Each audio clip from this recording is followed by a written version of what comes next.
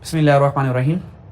Last जो हमारी discussion थी वो टेस्टिंग हाइपोथेसिस के ऊपर चल रही थी और उसमें हमने जी टेस्ट मैंने आपको सॉल्व करना सिखाया, उसकी इंटरप्रिटेशन भी सीखी और हमने उसकी डिसीजन मेकिंग भी सीखी। और डिसीजन मेकिंग मैंने आपको दो तरह से सिखाई थी, एक क्रिटिकल वैल्यू के साथ और एक प्रोबेबिलिटी पी वैल्यू के साथ। तो नॉर्मली एग्जामिनर जो टेस्टिंग या डिसीजन मेकिंग पूछ रहा है और या उसने खुद जो सोल्यूशन दिया, जो हमारे पास प्रोबेबिलिटी का लास्ट टाइम टेस्टिंग का क्वेश्चन आया था तो मैं शेयर भी करूंगा। तो एग्जामिनर क्रिटिकल वैल्यू के जरिए क्या डिसीजन मेकिंग कर रहा होता है, क्या हाइपोथेसिस जो है वो एक्सेप्ट हो रहा है, रिजेक्ट हो रहा है। ठीक है, तो आपको इसी से रिगार्डिंग मैंने दो क्वेश्चन दिए थे होमवर्क पर और एक एग्जाम्पल दी थी और एक आपको सेल्फ टेस्ट क्वेश्चन दिया था, self test question number 5। Hope so आपने ये कर लिया होगा। ठीक है, लेकिन फिर भी जो एग्जाम्पल दी थी होमवर्क में उसके तो सोल्यूशन अवेलेबल है, वो तो आप वहां से देख ही लेंगे। ठीक है, तो सेल्फ टेस्ट जो क्वेश्चन 5 है ये मैं आपके साथ शेयर कर देता हूं कि इसको किस तरह से सॉल्व करेंगे। ठीक है, अच्छा नॉर्मली अभी क्वेश्चन 5 पढ़ते हैं, यहां पर एक ट्रिकी पॉइंट आएगा, वो थोड़ा सा आपको समझाना है मैंने। क्वेश्चन 5 में कहता है a number of business executives in the bank claim that on average a business executive is required to prepare more than 5 presentation in a week. उन्होंने क्लेम किया, बैंक ने, कि जो हमारे बिजनेस एग्जीक्यूटिव्स हैं वो एक हफ्ते में मोर देन 5 प्रेजेंटेशन बना लेते हैं, मोर देन 5 प्रेजेंटेशन बना लेते हैं। ठीक है, ऑन एवरेज। अगर ये एवरेज दे रहे हैं तो एवरेज हमें पता है हमारा मीन होता है। तो क्वेश्चन 5 है, तो जैसे जैसे इंफॉर्मेशन मुझे नजर आती जा रही है मैं लिखता जा रहा हूं। तो ऑन एवरेज जो हमारे पास प्रेजेंटेशन है वो कितनी है, 5। तो मीन हमारे पास 5 आ गया। ठीक है, मीन हमारे पास यहां से 5 आ गया। अगर यहां से मैंने नल हाइपोथेसिस और अल्टरनेट हाइपोथेसिस बनाऊं, क्योंकि हमारे पास हाइपोथेसिस टेस्ट में कुछ स्टेप्स होते हैं। फर्स्ट स्टेप में ये स्टेप जो है ये मैं फाइल शेयर कर दूंगा आपसे ताकि स्टेप्स के बारे में आपको पता हो। ठीक है, कल मैंने डायरेक्टली से क्वेश्चन सॉल्व करना सिखाया था, प्रॉपर स्टेप्स नहीं सिखाए। प्रॉपर स्टेप्स की नॉर्मली हमें जरूरत पड़ती नहीं है, क्योंकि हमने नल हाइपोथेसिस सेट करने के बाद हमने इसकी कैलकुलेशन शो करनी होती है, उसके बाद डायरेक्ट हम कंक्लूजन पर चले जाते हैं। तो नॉर्मली इसके ना 5 स्टेप्स हैं, सुन लें, रिटन फॉर्म में मैं आपसे शेयर कर लूंगा। सबसे पहले स्टेप में हम नल हाइपोथेसिस सेट करते हैं, उसके बाद देखते हैं कि हमारे पास रिस्क लेवल क्या है, रिस्क लेवल 5% है, 10% है। ठीक है, फिर उसके बाद तीसरे नंबर पर हम टेस्ट चूज करते हैं, test statistics to be used, हमें टी टेस्ट लगाना है या जी टेस्ट लगाना है। ठीक है, उसके बाद चौथे नंबर पर हम कैलकुलेशन करते हैं, फिर 5वें नंबर पर जाकर हम डिसीजन मेकिंग दे रहे होते हैं कि एच नॉट एक्सेप्ट हो रहा है या रिजेक्ट हो रहा है। तो नॉर्मली टेस्टिंग के क्वेश्चन में हम नॉर्मली 3 स्टेप परफॉर्म कर रहे होते हैं, नल हाइपोथेसिस का बनाना, कैलकुलेशन करना और तीसरे स्टेप पे डिसीजन मेकिंग करना। ठीक है, अच्छा जी, तो अब हम देखते हैं कि इसको क्वेश्चन को करना कैसे। तो हम दो तरह के हाइपोथेसिस बना लेते हैं जल्दी से, नल हाइपोथेसिस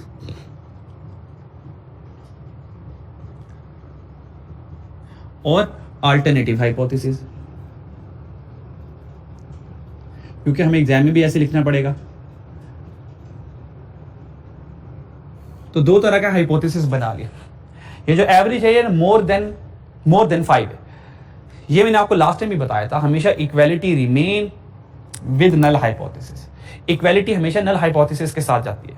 अब जो मोर है ये तो इक्वालिटी नहीं है, इसका मतलब ये जो इंफॉर्मेशन मुझे बताई जा रही है ये अल्टरनेट हाइपोथेसिस के लिए बताई जा रही है। तो अल्टरनेट हाइपोथेसिस H1 क्या बनेगा, H1 बनेगा mean greater than 5, mean greater than 5। और फिर नल क्या कहेगा, अगर अल्टरनेट कह रहा है 5 से ज्यादा तो नल क्या कहेगा, 5 या 5 से कम।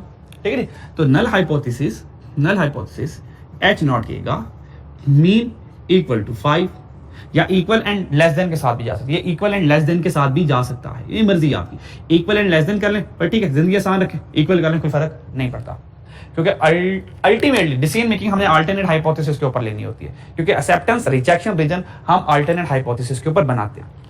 मैंने आपको ये डायरेक्टली सिखा दिया था एक शॉर्टकट तरीके से, लेकिन अगर कभी आपका दिल करे नहीं सर हमें ना हम ना क्रिटिकल रीजन के नाम पढ़ लेते हैं, कोई एक्सेप्टेंस रीजन होता है, कोई रिजेक्शन रीजन होता है, ये रीजंस क्या है, तो मैं आपको ये डायरेक्ट भी सॉल्व आज करवा दूंगा और आपको एक डायग्राम के साथ भी बता दूंगा कि डायग्राम के साथ एक्सेप्टेंस और रिजेक्शन कैसी होती है, ताकि वो भी हमें पता चल जाए।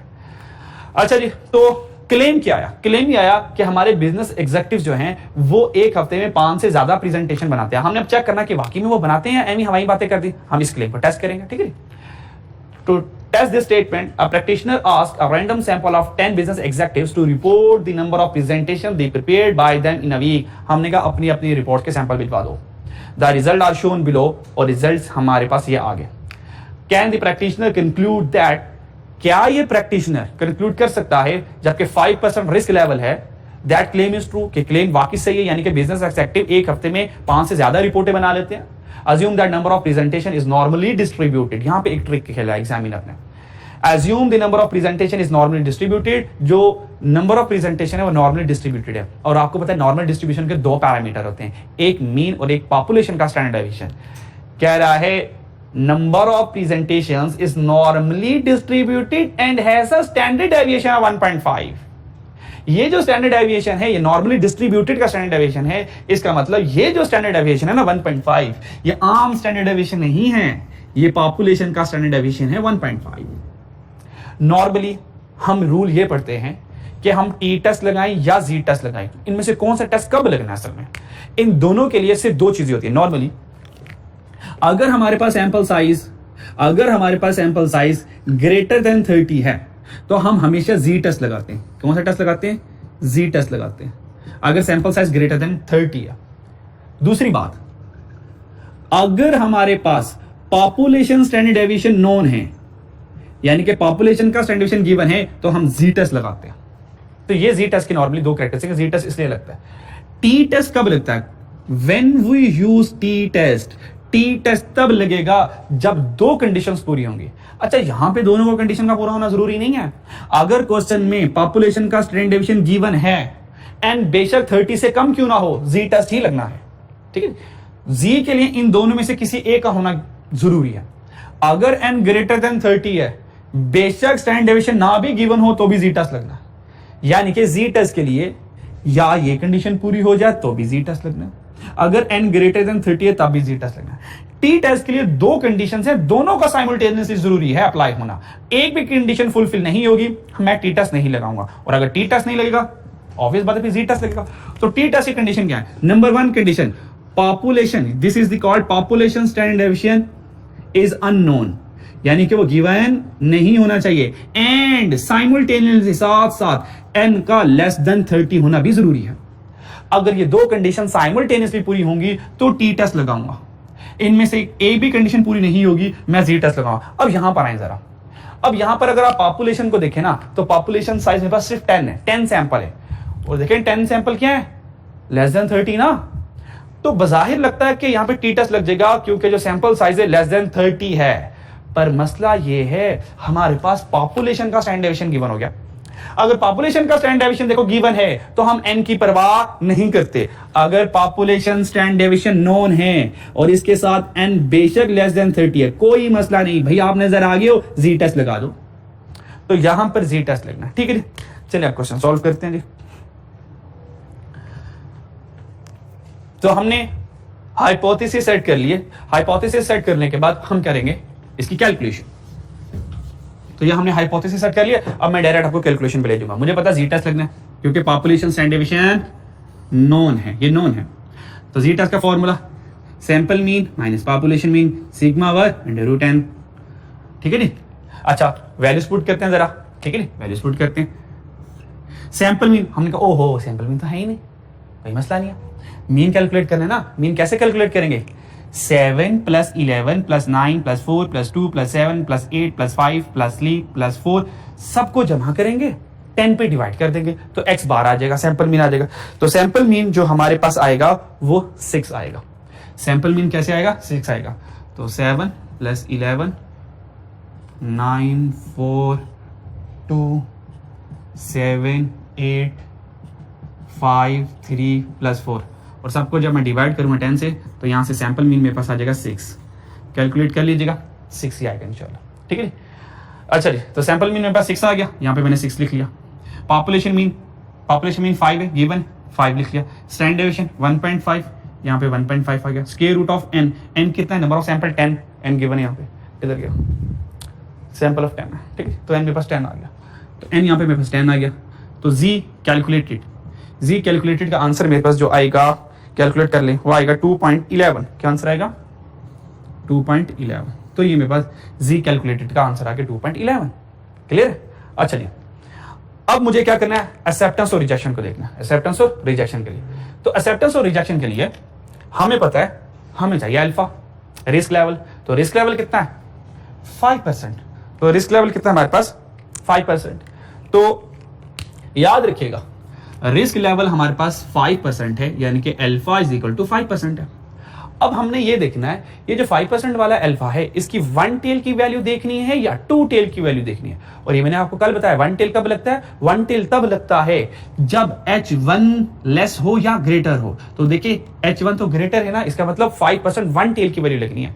तो 5% 1 टेल के लिए 5% 1 टेल के लिए उसका आंसर होता है 1.645 और 5% 2 टेल के लिए आंसर आता है 1.96। 2 टेल के लिए ये 1 टेल लगना है या 2 टेल लगना है किसके ऊपर डिपेंड कर रहा होता है, ये H1 के ऊपर डिपेंड कर रहा होता है, H1 के ऊपर डिपेंड कर रहा होता है और H1 के सिंबल के साथ less than greater than 1 tail not equal 2 tail. ठीक है जी। अच्छा जी, तो 5% के लिए हमें कौन सी वैल्यू चाहिए 1.645, तो हमारे पास अल्फा भी आ गया। ठीक है, तो अब H0 एक्सेप्ट होगा या रिजेक्ट होगा। तो मैं डायरेक्ट कंक्लूजन पर आ रहा हूं। पहले कंक्लूजन करूंगा जिस तरह से हमने शॉर्टकट तरीके सीखा, फिर आपको मैं डायग्राम के जरिए पे ले आऊंगा। तो सबसे पहले हमारा शॉर्टकट वाला तरीका दैट इज कंक्लूजन। कंक्लूजन के लिए हमने क्या सीखा हुआ है, हमने कहा कंक्लूजन के लिए हम ये करते हैं कि जो z कैलकुलेटेड होता है उसको कंपेयर करते हैं z टेबल वाली वैल्यू से। z कैलकुलेटेड को हमने कंपेयर करना है जो हमारे पास रिस्क लेवल वाली वैल्यूज थी। ठीक है, जो हमारे पास यहाँ पे अल्फा की वैल्यू थी। ठीक है जी, इन दोनों को कंपेयर करना और अगर ये ग्रेटर निकल आया तो H0 रिजेक्ट हो जाएगा। व्हाट इज z कैलकुलेटेड 2.11, तो कितना आ गया 2.11। अल्फा की वैल्यू क्या है, रिस्क लेवल की वैल्यू क्या 1.645। ठीक है, तो यहां पर क्या आ जाएगा 1.645। ये हमारे पास अल्फा यानी कि रिजेक्शन रीजन क्रिटिकल रीजन की वैल्यू आ जाएगी। अब दोनों को कंपेयर करो तो ये z कैलकुलेटेड ग्रेटर है से, तो मेरा डिसीजन क्या हुआ H0 इज रिजेक्टेड। अगर H0 रिजेक्ट है तो इसका मतलब एक्सेप्ट कौन हो रहा है H1।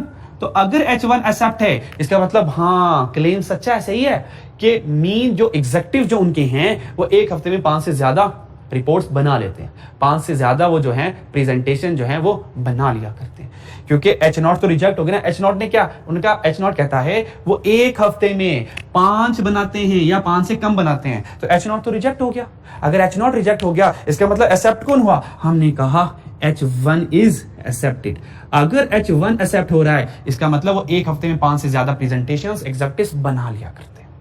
यहां पर हमारा क्वेश्चन कंप्लीट हो गया। ठीक है, अगर आप चाहते हो कि आप इसकी पी वैल्यू भी कैलकुलेट कर लो तो पी वैल्यू के साथ भी ये मैंने डिसीजन मेकिंग करवाई क्रिटिकल रीजन के साथ, जो कि मैंने बनाया भी नहीं पर बना लेते हैं।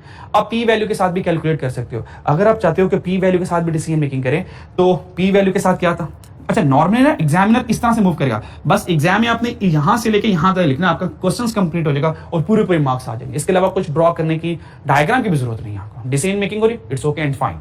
तो बस क्रिटिकल रीजन के साथ कर लें डिसीजन मेकिंग, काफी पी वैल्यू के साथ जरूरी नहीं है, लेकिन अगर आप करनी है पी वैल्यू के साथ भी तो बता देता हूं। अच्छा जी, अब पी वैल्यू क्योंकि ये ग्रेटर है तो जो प्रोबेबिलिटी बनेगी जी की, प्रोबेबिलिटी जी ग्रेटर देन होगा।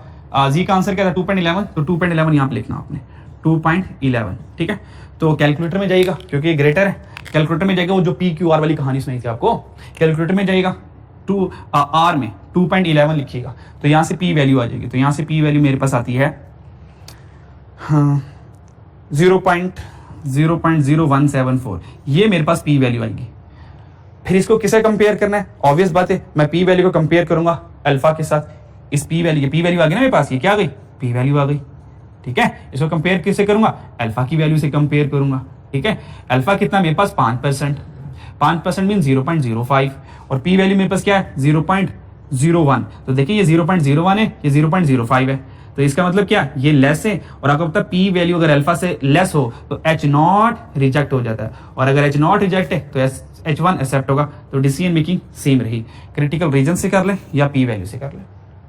ठीक है, तो रिकमेंडेड यही है, बस आप क्रिटिकल रीजन से डिसीजन मेकिंग कर ले, इट्स इनफ फॉर यू। अच्छा, अब डायग्राम से रह गया। डायग्राम जरूरी नहीं है, स्टिल कहना जरूरी नहीं है, लेकिन फर्दर अगर आप कहीं साथ डायग्राम की भी जियारत करवा दें ताकि फर्दर हमें कॉन्फिडेंस आ जाए क्वेश्चन में। तो अब यही H0 को रिजेक्ट दिखाता हूं क्रिटिकल रीजन बनाकर। ठीक है, क्रिटिकल रीजन के लिए वही नॉर्मल डिस्ट्रीब्यूशन की डायग्राम बनती है। ठीक है, ये सेंटर पॉइंट हो गया, क्लियर। अच्छा, अब हमारे पास मीन कितना है, पॉपुलेशन मीन कितना 5, तो मीन तो यहां पर आ गया 5, हमारा मीन कितना था 6, तो 6 यहां पे कहीं पर आ रहा है। ठीक है जी, क्योंकि वो ग्रेटर आ रहा है, यहां पर क्या आ गया, यहां पर हमारे पास ग्रेटर वाला आ गया। ठीक है, अच्छा जी, उसके बाद हमने अल्फा की वैल्यू लिखनी है, तो हमारे पास अल्फा की वैल्यू क्या है 1.645, ये जो 5% 1 टिल का वैल्यू है 1.645, तो यहाँ पर इसके नीचे वैल्यू आ जाएगी 1.645। ये अल्फा की जी डिस्ट्रीब्यूशन वाली वैल्यू आ रही होती है, ठीक है। यहाँ पे जी चल रहा है, ये ऊपर एक्स चल रहा है, नीचे जी चल रहा है, तो मुझे जी से काम है। तो 1.645, अगर 1.645 है तो इससे जो राइट वाला एरिया ना, क्योंकि ये ग्रेटर है, इससे राइट वाला एरिया है वो सारा सारा मेरा रिजेक्शन रीजन बनता है। ये क्या मेरा रिजेक्शन रीजन बनता है। और ये जो अल्फा की वैल्यू हम ये कैलकुलेट करते हैं ना, ये क्रिटिकल वैल्यू होती है। क्या होती है? क्रिटिकल वैल्यू होती है। और नॉर्मली ना एग्जामिनर ने लास्ट क्वेश्चन में पास पेपर में ये गिवन ही कर दी थी, तो सम टाइम याद रखने की आपको जरूरत नहीं पड़ेगी, क्योंकि एग्जामिनर ने गिवन कर दी थी। दुआ करें अब की बात दोबारा वो गिवन करते, ठीक है, तो आपको याद करने की जरूरत नहीं पड़ेगी। 1.645, ठीक है, ये हमारे पास, अगर इस तरफ हमारा जी टेस्ट, अब मैं टेस्ट परफॉर्म करूंगा ना, अगर जी का आंसर रिजेक्शन रीजन में आ जाएगा तो H नॉट यहाँ पे क्या हो जाएगा? H नॉट यहाँ पे रिजेक्ट हो जाएगा। और ये वाला जो रीजन है सारा, ये एक्सेप्टेंस रीजन है। कौन सा रीजन है? एक्सेप्टेंस रीजन है। तो अगर इधर आ गया तो H नॉट क्या हो जाएगा? इधर एक्सेप्ट हो जाएगा। चेक करते हैं हमारा आंसर क्या था। हमारा आंसर था 2.11। अब 2.11 1.645 से पहले तो नहीं आएगा ना। 2.11 कहां पर आएगा? यहां पर 2.11 कहीं पर आएगा। इसका मतलब हमारा आंसर रिजेक्शन रीजन में आ रहा है, so we reject H not. तो मैंने डिसीजन मेकिंग सिखा दी, एक डायरेक्ट तरीके से, एक पी वैल्यू से, और एक क्रिटिकल रीजन बनाकर। ये जो डायग्राम का नाम है, इस डायग्राम का नाम क्रिटिकल रीजन है। क्रिटिकल रीजन है। और इस क्रिटिकल रीजन में दो रीजन बनते हैं, एक्सेप्टेंस रीजन और एक रिजेक्शन रीजन, ठीक है। होप सो ये क्वेश्चन हो गया होगा आपका, ठीक है। अच्छा जी, नेक्स्ट हमारे पास कुछ एग्जांपल्स हैं और कुछ फर्दर क्वेश्चंस हैं, ठीक है। उन क्वेश्चंस की तरफ मूव करते हैं और फिर हमारे पास ये क्लियर हो जाएगा, ठीक है। अब टी टेस्ट का एक आधा सवाल करवाना है, ठीक है। अब वो क्वेश्चंस देख लें, एग्जांपल्स के थ्रू ही करवा देता हूँ, उससे थोड़ी सी अंडरस्टैंडिंग बेहतर हो जाएगी आपकी, ठीक है। चलिए, टेस्टिंग हाइपोथेसिस में एग्जांपल नंबर 7 मैं करवा चुका था आप लोगों को, ठीक है। और एग्जांपल नंबर 8 आपको होमवर्क में दी थी, वो देख लीजिएगा। एग्जांपल नंबर 9 पर आ जाए। एग्जांपल नंबर 9 पर एक नया टेस्ट आने वाला है। आइए चलते हैं एग्जांपल 9 पे। आज की क्लास थोड़ी सी लेंथी हो जाएगी, ठीक है, क्योंकि आज हमने इसको हर हाल में वाइंड अप करना है, ठीक। एग्जांपल 7 नहीं, एग्जांपल 7 तो करवा चुका था। एग्जांपल नंबर 9 पे आते हैं। एग्जांपल 7 करवा चुका, एग्जांपल 9 पर एग्जांपल 9 करनी होगी हमने। एग्जांपल 9, चलो जी, एग्जांपल 9 आ गई, ठीक है ना।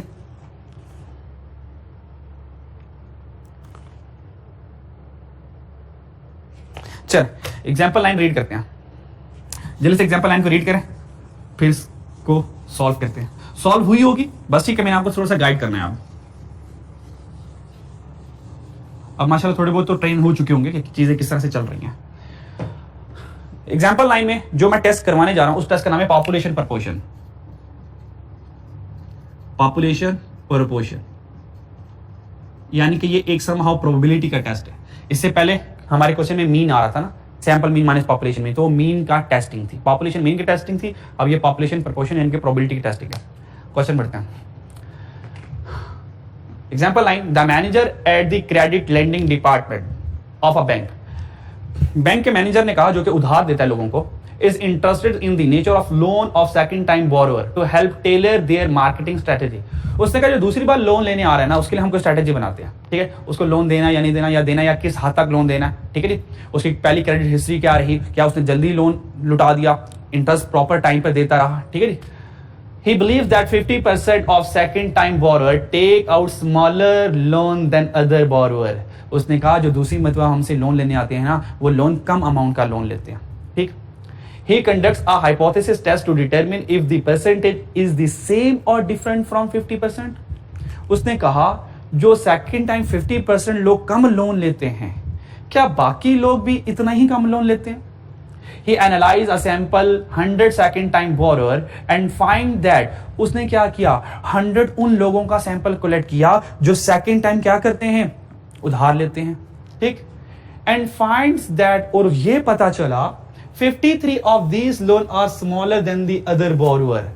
उस 100 में से 53 जो लोग थे, उनके जो लोन थे वो स्मॉलर थे बाकियों के निस्बत। For the hypothesis test, he choose 5% level of significance. कहता 5% level of significance है। अब हमने ना इस क्लेम को टेस्ट करना है। क्या 53% जो हमने सैंपल सेलेक्ट किया, क्या वाकई उन्होंने जो लोन लिया था वो स्मॉलर अमाउंट पर लिया था या नहीं लिया था? अब इस क्लेम को हमने क्या करना है, टेस्ट लेना है। अच्छा, अब यहां पे देखिए कोई मीन नहीं आ रहा। ये टेस्ट मुझे कैसे पता चला, प्रोबेबिलिटी टेस्ट है। ये मीन टेस्ट क्यों नहीं, याद रखिएगा जब भी मीन टेस्ट आएगा वो आपको एवरेज के बारे में बताएगा, वो स्टैंडर्ड डेविएशन के बारे में बताएगा। तो मीन के टेस्ट में दो वर्ड लाजमी मिलने हैं आपको, एक एवरेज यानी कि मीन का और एक स्टैंडर्ड डेविएशन का, क्योंकि अगर ये दोनों ही गिवन नहीं है क्वेश्चन सॉल्व नहीं कर सकते। और अब हम ये कैसे पता चलेगा, सर प्रोबेबिलिटी टेस्ट लगना, सिंपल सी बात है भाइयों। ये देखें कितने बंदे सिलेक्ट किया, 100 में से 53। ये प्रोबेबिलिटी नहीं बन रही, ये प्रोबेबिलिटी बन रही है ना कि 53 आउट ऑफ 100, तो ये प्रोबेबिलिटी का डिजाइन बन रहा है। प्रोबेबिलिटी में 53 आउट ऑफ 100 यानी कि 0.53 यानी कि 53%। तो ये प्रोबेबिलिटी बन रही है मेरे पास, ठीक है। तो ये प्रोबेबिलिटी का क्वेश्चन है, कोई स्टैंडर्ड डेविएशन नजर नहीं आ रहा क्वेश्चन में, कोई हमारे पास मीन एवरेज नजर नहीं आ रहा। सॉल्यूशन पे चलते हैं। तो सबसे पहले हमने इनका हाइपोथेसिस क्रिएट करना है। क्या करना है, हाइपोथेसिस क्रिएट करना। क्लियर, हाइपोथेसिस हमने क्रिएट किया। नल हाइपोथेसिस ये है कि प्रोबेबिलिटी, क्योंकि अब मीन टेस्ट नहीं है ना, प्रोबेबिलिटी की प्रोपोर्शन टेस्ट है, तो पी आ गया, P for probability proportion, population proportion mean probability. तो पॉपुलेशन प्रोपोर्शन इक्वल 50%। हमने चेक करना कि 50% लोग स्मॉलर लोन लेते हैं। तो एच नॉट ने कहा कि 50% लोग स्मॉलर अमाउंट पर लोन लेते हैं सेकंड टाइम। तो H1 क्या कहेगा, इसके रिवर्स चलेगा ना, वो कहेगा नहीं लेते। हमने क्या चेक कर लेते हैं, ठीक है। अच्छा, याद रखिएगा पॉपुलेशन प्रोपोर्शन के क्वेश्चन में हमेशा जी टेस्ट लगता है, तो यहाँ पे टेस्ट की सिलेक्शन की टेंशन ही नहीं है, तो हमेशा लगना ही जी टेस्ट है। तो जी टेस्ट का फॉर्मूला क्या होता है, sample minus population divide by standard error. तो ये सैंपल पी बार का मतलब होता है सैंपल का प्रोपोर्शन, और ये पी पॉपुलेशन प्रोपोर्शन साथ वाला जिसके ऊपर बार नहीं है, और डिवाइडेड बाय ये ना इस डिजाइन पे लिखा हुआ। आप थोड़ा सा डिजाइन बदल सकते हैं अगर आप चाहें तो जी टेस्ट पॉपुलेशन प्रोपोर्शन का फॉर्मूला ही बनता है सैंपल प्रोपोर्शन माइनस ये वाला population proportion divide by square root of P Q divide by N. और क्यू क्या होता है, जो पी होगा 1 माइनस पी कर दें तो वो क्यू बन जाता है। अगर पी 0.53 है तो बताइए क्यू क्या होगा, अब कैसा 0.47 ही आ गया। अब ये सारी वैल्यूज को आप क्या करें, फॉर्मूले में पुट कर दें, ठीक है जी। सैंपल का प्रोपोर्शन क्या आया 0.53, यहां पर आ गया 0.53। पॉपुलेशन का प्रोपोर्शन कितना है, वो क्वेश्चन में गिवन है 50%, तो यहां पे क्या आ गया हमारे पास 0.5, तो यहां पर हमारे पास 0.5 आ गया। Divided by P Q over N. अच्छा, अब एग्जामिनर ने ना यहां पे ये पता नहीं क्या किया, ठीक है, तो कोई टेंशन नहीं, हम अपने फॉर्मूले के अकॉर्डिंग चलते हैं और देखते हैं फिर 0.6 आता है या नहीं आता, ठीक है। अच्छा जी, पी कितना है, यहां पे जो ये पी और क्यू लेना है ना, ये आप लोगों ने पॉपुलेशन वाले लेना है, पॉपुलेशन वाले लेना है। तो पॉपुलेशन का पी कितना था, चलिए इसी क्वेश्चन को मैं कर देता हूं। पी इक्वल टू 0.5 और यहां पे पी नॉट इक्वल टू 0.5, तो पॉपुलेशन का पी कितना 0.5, तो ये 0.5 आ गया। अगर पी 0.5 है तो पॉपुलेशन का क्यू भी 0.5 है, तो क्यू भी आ गया 0.5। और एन कितना है, कितने का सैंपल ये था 100 का, तो एन आ गया हमारे पास 100, ठीक है। इस सबको सॉल्व करें, जरा करें शाबाश सॉल्व।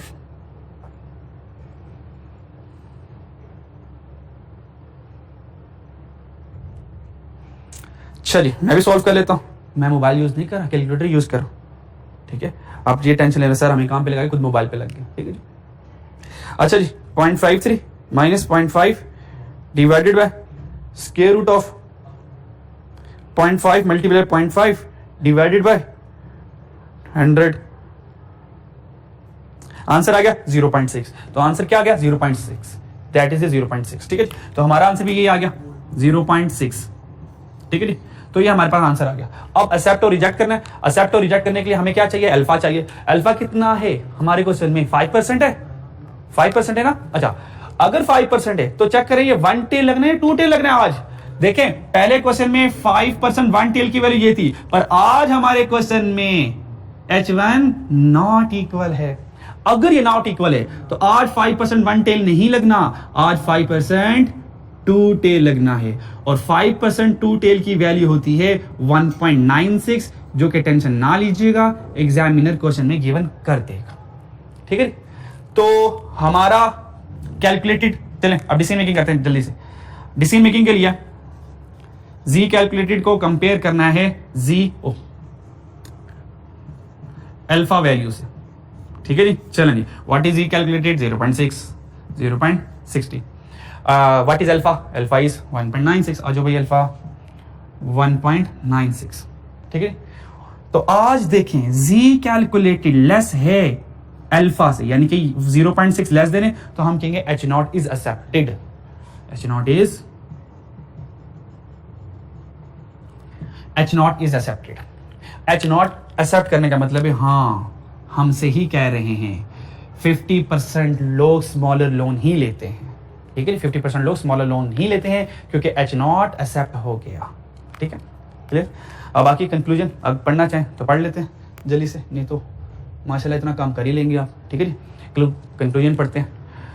अच्छा जी, कंक्लूजन में कहता है because the value of test statistics Z within the range of 1.96 greater than significant we can not, हाँ देखे ना, we can not reject the null hypothesis, हम नल हाइपोथेसिस को रिजेक्ट नहीं करेंगे। भाई अगर नल हाइपोथेसिस को रिजेक्ट नहीं करोगे मतलब क्या है, मतलब यही है ना कि नल हाइपोथेसिस इज एक्सेप्टेड, ठीक है। There is sufficient evidence to infer that the probability of second time borrower taking out smaller loan than other borrower is indeed 50%। कहता है बेशक यही है, जो दूसरी टाइम लोन लेते हैं वो 50% ऐसे बोरर्स हैं जो कम लोन लेते हैं, ठीक है। तो जो क्लेम किया था वो सही ट्रू क्लेम था, ठीक है। तो हमने पॉपुलेशन प्रपोर्शन का भी क्वेश्चन कर लिया, ठीक है। अच्छा, अब हमारे पास ना एक टी टेस्ट लगना है, यानी कि हमारे पास टू पॉपुलेशन मीन का टेस्ट लगना है। लेकिन एग्जामिनर ने क्या किया हुआ यहाँ पे, पहले वो वेरिएंस के रास्ते से आया हुआ है। उसने कहा वेरिएंस इक्वल है नॉट इक्वल है, पहले ये बताओ वेरिएंस, पॉपुलेशन वेरिएंस, ये मैंने एट द एंड करवाना था। बल्कि एक पेड़ वाला कर लो, पहले पेड़ वाला आसान है वो कर लो, फिर ये वेरिएंस इक्वल नॉट इक्वल वाली बात करूंगा, ठीक है। तो फिर एट द एंड का स्केल पे चलते हैं। तो ये पॉपुलेशन प्रपोर्शन वाला क्वेश्चन हो गया।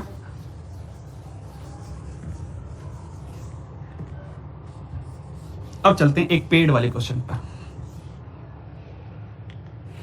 चलिए, तो हम अपनी मंजिल से 4 क्वेश्चन दूर हैं, अभी मुझे 4 क्वेश्चन डिस्कस करने हैं, ठीक है जी, फिर जाके सारी बात बनेगी। चलिए,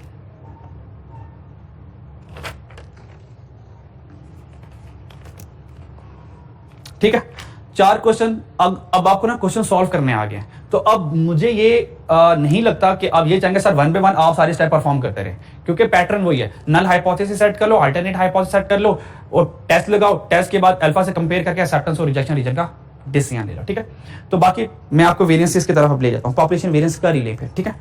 फिर ये ना फिर चीज ये रहती रह जाओ। मैंने एग्जाम्पल 9 करवाई आपको, अब चलते एग्जाम्पल 10 पे। तो मैं चाह रहा हूं कोई चीज आपकी ना रह ना जाए। हालांकि ये equal population variance, not equal population का वेरिएंस एग्जामिनर कभी पंगा नहीं लेगा एग्जाम में, ठीक है। ये नहीं पूछने वाला, वो डायरेक्ट टेस्ट लगवाएगा आपसे और कहेगा बताओ कि एक्सेप्ट हो रहा है रिजेक्ट हो रहा है, ठीक है। फिर भी सिलेबस में है, कोर्स में है, तो रिस्क नहीं ले रहा, ठीक है। तो ये भी कर लें, कोई इतनी मुश्किल खैर चीज तो है कोई नहीं, और इसके लिए एग्जामिनर ने सारी चीजें आपको प्रोवाइड कर देनी है, बस आपको एक फॉर्मूला याद करना पड़ेगा बस, और थोड़ा सा हल्का फुल्का डिसीजन लेना पड़ेगा। कहता है एग्जांपल 10 है, comparing return from two investment for equal population variance. तो कंसेप्ट ये है, अगर पॉपुलेशन वेरिएंस इक्वल है, अगर पॉपुलेशन वेरिएंस इक्वल है, ठीक है, तो इस तरह से हम कैसे डिसीजन लेंगे, और नॉट इक्वल हो तो कैसे डिसीजन लेंगे। अच्छा, इसमें कोई रॉकेट साइंस नहीं है, अगर वेरिएंस पॉपुलेशन का इक्वल भी आ जाए तो कोई टेंशन नहीं है हमें इस लेवल पर, ठीक है। और अगर पॉपुलेशन वेरिएंस नॉट इक्वल है तो एक मॉडिफिकेशन करते हैं, पर हमने वो भी नहीं करनी इस लेवल पर, ठीक है। तो बस हमने उसको ये बता देना एग्जामिनर को, अगर वो वेरिएंस के बारे में पूछेगा कि वेरिएंस हमारा इक्वल आ रहा है या नॉट इक्वल आ रहा है, खत्म कहानी, इससे आगे कुछ भी नहीं है, ठीक है। और इसके बाद फौरन हम टेस्ट लगा के अल्लाह हाफिज कह देंगे डिसीजन लेने के बाद। क्वेश्चन ये, investors of mutual funds. Mutual funds क्या है? ये म्यूचुअल फंड एक इन्वेस्टमेंट स्कीम है। अगर आपने म्यूचुअल फंड्स क्या है, ये पूल ऑफ कलेक्टिव इन्वेस्टर्स होते हैं, मुख्तलिफ लोग म्यूचुअल फंड्स खरीदते हैं, और इस म्यूचुअल फंड्स को खरीदने के बाद उनको क्या किया जाता है, रिटर्न दिया जाता है इन शेप ऑफ प्रॉफिट्स, ठीक है।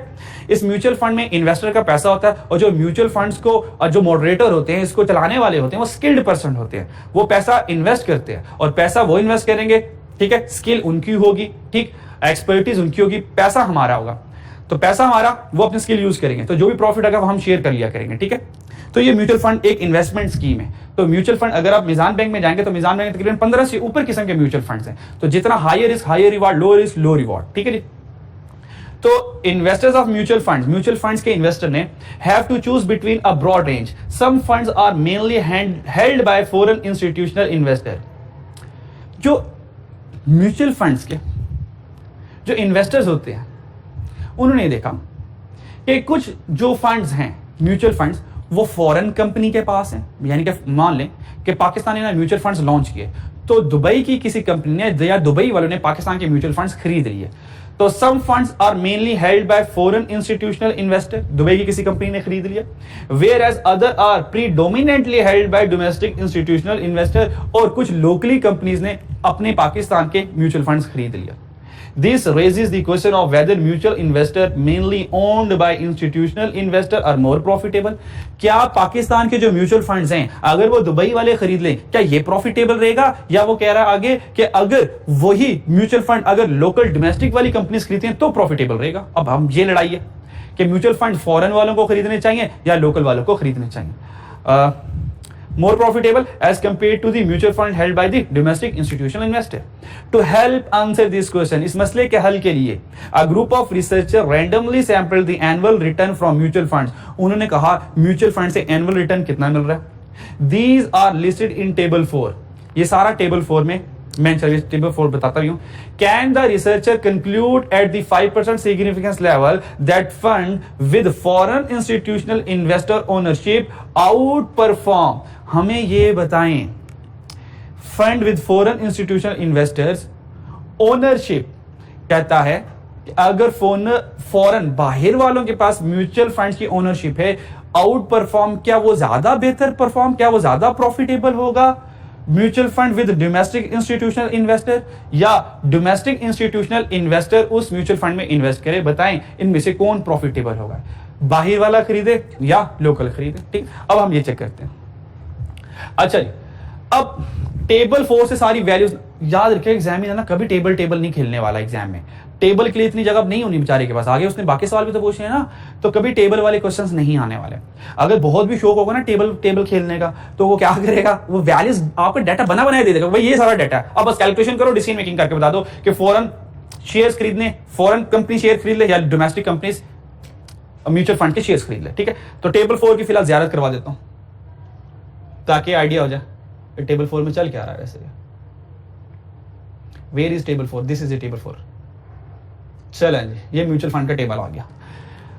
Return of mutual fund held by foreign institutional investor, तो ये रिटर्न है अगर फॉरेन इन्वेस्टर म्यूचुअल फंड को होल्ड करता है, यानी कि वो खरीदता है, और डोमेस्टिक इंस्टीट्यूशनल इन्वेस्टर अगर म्यूचुअल फंड खरीदता तो उसको ये रिटर्न मिला, फॉरेन वालों को ये रिटर्न मिला। वैसे अब आपस की बात अगर चेक करें तो इसको 9.7 मिला, इसको 4.2, इसको 4.2, इसको 2.7। खैर हम कभी भी हैज़ार्ड बेसिस पर या हिट एंड ट्रायल बेसिस पर कभी डिसीजन नहीं लेते, और पढ़े लिखे होने का फायदा क्या, अगर हमने भी तुक्के मारने। ठीक है, तो हम तुक्के नहीं मारेंगे, कंक्लूजन ड्रॉ करेंगे, टेस्ट परफॉर्म करेंगे, उसके बाद देखते हैं नतीजा क्या निकलता है। तो जो नतीजा निकलेगा हम उसको मान लेंगे।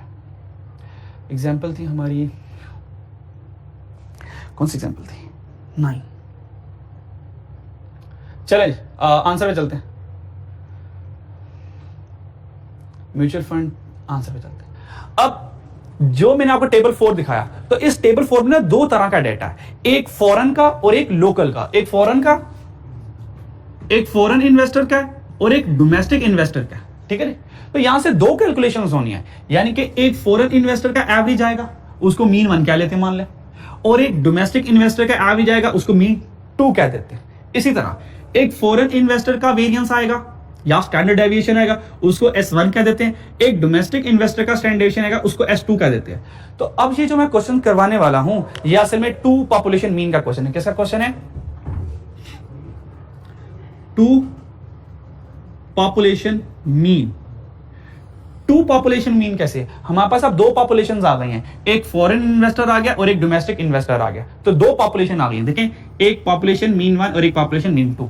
ठीक है, अब इसका फॉर्मूला कौन सा लगना, लेट्स सी।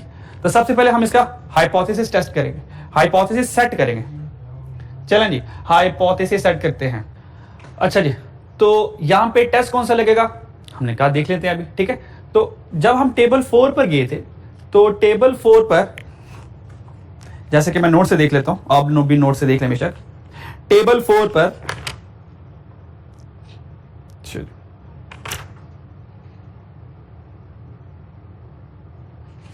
ठीक है, टेबल 4 पर जब हम गए तो हमारे पास 2 वैल्यूज थे, तो 2 एक मीन है और एक हमारे पास मीन 1 है और एक मीन 2 है, और फिर दोनों के वेरिएंसेस भी थे। ठीक है, तो एक फॉरेन इन्वेस्टर का वेरिएंस होगा और एक डोमेस्टिक इन्वेस्टर का वेरिएंस होगा, ठीक है। तो वेरिएंस इक्वल है या नहीं है, तो अगर ये इक्वल हो तो इसको भी अप्लाई करने के बाद हमने टी टेस्ट लगाना होता है, और अगर वेरिएंस इक्वल नहीं है तो भी उसके बाद हमने टी टेस्ट लगाना होता है, ठीक है। तो वेरिएंस इक्वल है या नहीं है तो वो पहले चले सीख ही ले, तो फिर बाकी टेस्ट फिर आसान रह जाएगा आपके लिए। अब वेरिएंस इक्वल है या नहीं है, तो सबसे पहले हम नल हाइपोथेसिस सेट करेंगे और अल्टरनेट हाइपोथेसिस सेट कर लेते हैं। अच्छा जी, वेरिएंस के लिए याद रखिएगा हमेशा एफ टेस्ट लगता है। अब एफ टेस्ट का ना टेबल आई कैप ने गिवन किया हुआ है, ठीक है, ना क्यूएम ने कभी हमने एफ टेस्ट का डिस्ट्रीब्यूशन का टेबल पढ़ा, और ना ही हमारे पास एमएफए की किताब में ये एफ टेस्ट का डिस्ट्रीब्यूशन टेबल है। तो अगर वेरिएंस वाला सवाल एग्जामिनर पूछेगा तो पक्की बात है ये एफ टेस्ट की वैल्यूज कैलकुलेट करके आपको ऑटोमेटिकली देगा। आपका काम क्या, एफ टेस्ट का फॉर्मूला याद करना। जब भी वेरिएंस की बात आ जाएगी, पॉपुलेशन वेरिएंस की क्वेश्चन आ जाएगा कि वेरिएंस इक्वल है या नहीं है, इसको टेस्ट करना है, तो सबसे पहले नल हाइपोथेसिस सेट कर लेंगे वेरिएंस 1 इक्वल टू वेरिएंस 2, और H1 कहेगा भाई नॉट इक्वल, ठीक है। अच्छा, फिर टेबल 4 में गए तो टेबल 4 में जो हमने वेरिएंस 1, अब टेबल 4 से वेरिएंस 1 कैसे कैलकुलेट हुआ, अब टेबल 4 में 50 वैल्यूज हैं, 50 वैल्यूज को कैलकुलेटर में लिखेंगे तो डायरेक्ट ये आंसर आ जाएगा। पर इतनी लंबी चौड़ी कैलकुलेशन नहीं एग्जामिनर गिवन करेगा, आपको डायरेक्ट बता देगा भाइयों S1 स्क्वायर ये है, यानी कि S1 स्क्वायर सैंपल वेरिएंस है ना, तो सैंपल वेरिएंस नॉर्मली यूज हो रहा होता है एफ टेस्ट में। तो सैंपल वेरिएंस 45 है और सैंपल 2 का वेरिएंस, यानी कि ये S1 कौन था, फॉरेन इन्वेस्टर, ये डोमेस्टिक इन्वेस्टर, दोनों के वेरिएंस आगे। तो एफ टेस्ट का फॉर्मूला सिंपल आसान है, सिंपल सा फॉर्मूला है, वेरिएंस 1 डिवाइड बाय वेरिएंस 2, बस खत्म कहानी। तो वेरिएंस 1 फॉरेन था, foreign variance divide by domestic variance, हमने दोनों को डिवाइड किया तो हमारे पास एफ टेस्ट आ गया 1.072। अब ये जो 1.072 ना, ये एफ कैलकुलेटेड है। इस एफ कैलकुलेटेड को आपको पता हमने अल्फा से कंपेयर करना होता है, तो अल्फा जो हमारे क्वेश्चन में है वो 5% है। अल्फा जो हमारे क्वेश्चन में है वो कितना है, 5% है। देखते हैं उसने गिवन किया या नहीं किया था, 5%, ये नजर आ रहा होगा आपको, 5% सिग्निफिकेंस लेवल है। तो हमारे पास अल्फा कितना है, 5%, तो 5% के लिए हमें टेस्ट परफॉर्म करना है, आएंगे करते हैं जरा। तो एफ कैलकुलेटेड आ गया 1.072। अब एफ टेबल वैल्यू चाहिए, तो एफ की जो टेबल वैल्यू आएगी ना वो 49 यानी कि 50 डिग्री ऑफ फ्रीडम के साथ आएगी। ये सारी वैल्यूज ना एग्जामिनर कैलकुलेट करके बता देगा कि एफ टेस्ट 2 टेल में 50 मतलब डोमेस्टिक भी N50 है, फॉरेन का भी N50 है। तो एफ टेबल वाली, एफ डिस्ट्रीब्यूशन टेबल का आंसर है 1.75, बस खत्म कहानी, यहां से डायरेक्ट डिसीजन लेने वाला। एफ कैलकुलेटेड 1 है 1.07, एफ टेबल जो है वो 1.75 है, इसका मतलब एफ कैलकुलेटेड इससे लेस है। अगर एफ कैलकुलेटेड इससे लेस है तो एच नॉट इज एक्सेप्टेड, और एच नॉट एक्सेप्ट होने का मतलब क्या है, दोनों वेरिएंसेस आपस में इक्वल है। तो हमने कंक्लूजन ड्रॉ क्या किया, कहते हैं this mean that variance of 2 population are equal. हमने कहा वेरिएंस इक्वल हो गया। अब क्या करना है, जब वेरिएंस इक्वल हो गया उसके बाद हमने टी टेस्ट अप्लाई कर देना है, चेक करना है कि हाँ डिसीजन इक्वल हो रहा है या नहीं हो रहा, ठीक है। अब हम डिसीजन लेते हैं, तो ये जो एफ टेस्ट यूज करना है, ये वेरिएंस की इक्वालिटी को चेक करना है, क्या वेरिएंस, क्या दोनों में जो वेरिएशंस हैं रिटर्न्स आने की वो बराबर है या नहीं, हमने कहा बराबर है, ठीक है। तो आपने कहा ठीक है बराबर है, अब डिसीजन ले लेते हैं। तो डिसीजन लेने के लिए 2 पॉपुलेशन मीन है, तो पहला mean minus mean 2 is equal to 0, यानी कि एच नॉट ये कहता है कि दोनों में कोई फर्क नहीं है। एच नॉट क्या कहेगा, अगर मैं यहां से एच नॉट नल हाइपोथेसिस और अल्टरनेट हाइपोथेसिस बनाऊं तो एच नॉट ये कहेगा भाई फॉरेन इन्वेस्टमेंट कर लो या डोमेस्टिक वाले कर लें, कोई मसला नहीं है, बॉन्ड्स तो हमारे साथ लोन है ना, कोई मसला नहीं है, फॉरेन इन्वेस्टर खरीद ले या डोमेस्टिक खरीद ले, ठीक है जी। तो एच नॉट क्या, मीन 1 इक्वल है मीन 2 के, मीन 1 इक्वल है मीन 2 के, भाई फॉरेन खरीद ले या इन्वेस्ट या हम डोमेस्टिक खरीद ले, कोई मसला नहीं हमारे लिए। मीन 1 इक्वल टू मीन 2 है, अगर मीन 2 इधर आ जाए तो इक्वेशन क्या बनेगी, mean 1 minus mean 2 equal to 0। तो ये वाला डिजाइन इस तरह से बना हुआ है, mean 1 minus mean 2 equal to 0। तो अगर एच नॉट कह रहा है mean 1 minus mean 2 equal to 0, तो एच 1 कहेगा नॉट इक्वल टू 0, ठीक है, या ग्रेटर देन 0। पर हमने क्या करना है, हमने ये कहा था कि अगर फॉरेन इन्वेस्टर मोर प्रॉफिटेबल है, हम तो ये चेक करना चाह रहे हैं ना कि foreign investor investment more profitable than domestic investment, तो यानी कि मीन 1 ग्रेटर है। तो हम ना, हमारा क्लेम क्या है, H1 का मीन 1 ग्रेटर होगा मीन 2 के, मीन 1 ग्रेटर होगा मीन 2 के, हमारा ये क्लेम है, ठीक है। और अगर यहां से इसकी वैल्यू निकालनी तो क्या बनेगा, mean 1 minus mean 2 greater than 0। तो ये mean 1 minus mean 2 equal to 0, और ये कह रहा है ग्रेटर देन 0। अगर मीन 1 और मीन 2 ग्रेटर देन 0 है, इसका मतलब है ये ग्रेटर है, इसका मतलब है 1 टेल का टेस्ट है। ये तो ये किसका टेस्ट है, 1 टेल का टेस्ट है, क्योंकि H1 ग्रेटर है, और ग्रेटर है तो 1 टेल लगना। अच्छा जी चलते हैं आगे। कहता फ्रॉम टेबल 4 से हमने क्या की, कैलकुलेशन की, और टेबल 4 से कैलकुलेशन करने के बाद मीन 1 भी फाइंड कर लिया, मीन 2 भी, वेरियंस 1 भी और वेरियंस 2 भी। अब क्या रहेगा, डिसीजन मेकिंग करना कि बताएं कि डोमेस्टिक इन्वेस्टमेंट बेहतर है या फॉरेन इन्वेस्टमेंट बेहतर है। चेक करते हैं जरा, ठीक है। तो अब मैंने टी टेस्ट का फॉर्मूला लगाना है। अच्छा यहाँ पे ना उसने फॉर्मूला लगाएगा टी टेस्ट का, तो ये थोड़ा सा ड्रोना वाला फॉर्मूला है, तो हम ये वाला नहीं लगाने वाले, टेंशन ना लें, हम इससे आसान वाला फॉर्मूला लगाएंगे। यानी कि टी टेस्ट का आंसर आना क्या है, टी टेस्ट का आंसर आना है 2.417। तो 2.417 हम जरा आसान रास्ते से पहुंच जाते हैं, ठीक है जी। अच्छा जी, तो हम जो टी टेस्ट यूज करेंगे वो फॉर्मूला ये है हमारे पास, square root of sample mean का डिफरेंस माइनस पॉपुलेशन मीन का डिफरेंस, ठीक है। और उसके बाद हम square root of variance 1/n1 plus variance 2/n2, बस हम ये फॉर्मूला लगाएंगे और देखिएगा हमारा आंसर भी यही आएगा 2.417, सेम आंसर ही आएगा। अच्छा जी, अब वैल्यूज पुट कर लिया, चलो जी वैल्यूज पुट करते हैं, और वैल्यूज पुट करते हैं जरा। व्हाट इज मीन 1, मीन 1 कितना है, किधर का मीन 1, ये मीन 1 है, ठीक है। तो मीन 1 आ गया मेरे पास 6.902%, ठीक है जी। तो ये हमारे पास आया, तो अगर हम यहां से परसेंटेज रिमूव करना चाहें तो रिमूव करते हैं परसेंट, तो 6.902 कर लेते हैं। तो 6.902 मीन 1 माइनस मीन 2 कितना है 3.709, तो ये मीन 1 माइनस मीन 2 हो गया सैंपल का। पॉपुलेशन का मीन 1 माइनस मीन 2 कितना है, पॉपुलेशन का मीन 1 माइनस मीन 2 0, तो यहाँ पे 0 आ गया, ये क्लियर। फिर स्क्वायर रूट आ जाएगा, उसके बाद वेरियंस 1, तो वेरियंस 1 कितना है 45.131, वेरियंस 1/n1, n1 कितना है 50 था ना आपका, ठीक है। वेरियंस 2 कितना है, जैसे वेरियंस 2 42.08, तो आंसर आ गया 42.08, और n कितना 250 है। इसको सॉल्व करें तो देखिए आंसर क्या आता है, करें शाबाश सॉल्व। 6.902 माइनस 3.709, और उसके बाद आ गया हमारे पास, अच्छा जी तो कैलकुलेशन की तो आंसर आ गया 2.417, तो एग्जैक्ट सेम आंसर आया हमारा भी 2.417। तो ये हमारे पास आ गया टी कैलकुलेटेड। और आपको पता है कि हम क्या करते हैं, टी कैलकुलेटेड को कंपेयर करते हैं किससे, अल्फा की वैल्यू से, यानी कि यहाँ पे हम यूज करेंगे टी टेबल वाली वैल्यू, क्योंकि टी टेस्ट की वैल्यूज हम याद नहीं करते, टी टेस्ट की वैल्यू हमेशा हम टी टेबल से देखते हैं। अच्छा जी, तो हमारे पास सिग्निफिकेंस लेवल कितना था, सिग्निफिकेंस लेवल हमारे पास था 5%, तो सिग्निफिकेंस लेवल 5% है, ठीक है जी। अच्छा यहां पर आ जाए जरा, तो सिग्निफिकेंस लेवल हमारे पास 5% है। अगर सिग्निफिकेंस लेवल हमारे पास 5% है तो अब करना क्या है, टी की वैल्यूज कैसे देखनी है, तो अल्फा इज इक्वल टू 5% है, और टी कैलकुलेटेड का आंसर आया 2.417। तो आपको पता है अब टी वैल्यू देखने के लिए टी अल्फा/2, और यहां पे इसका डिग्री ऑफ फ्रीडम ही आएगा n1 प्लस n2 माइनस 2, ये डिग्री ऑफ फ्रीडम आएगा।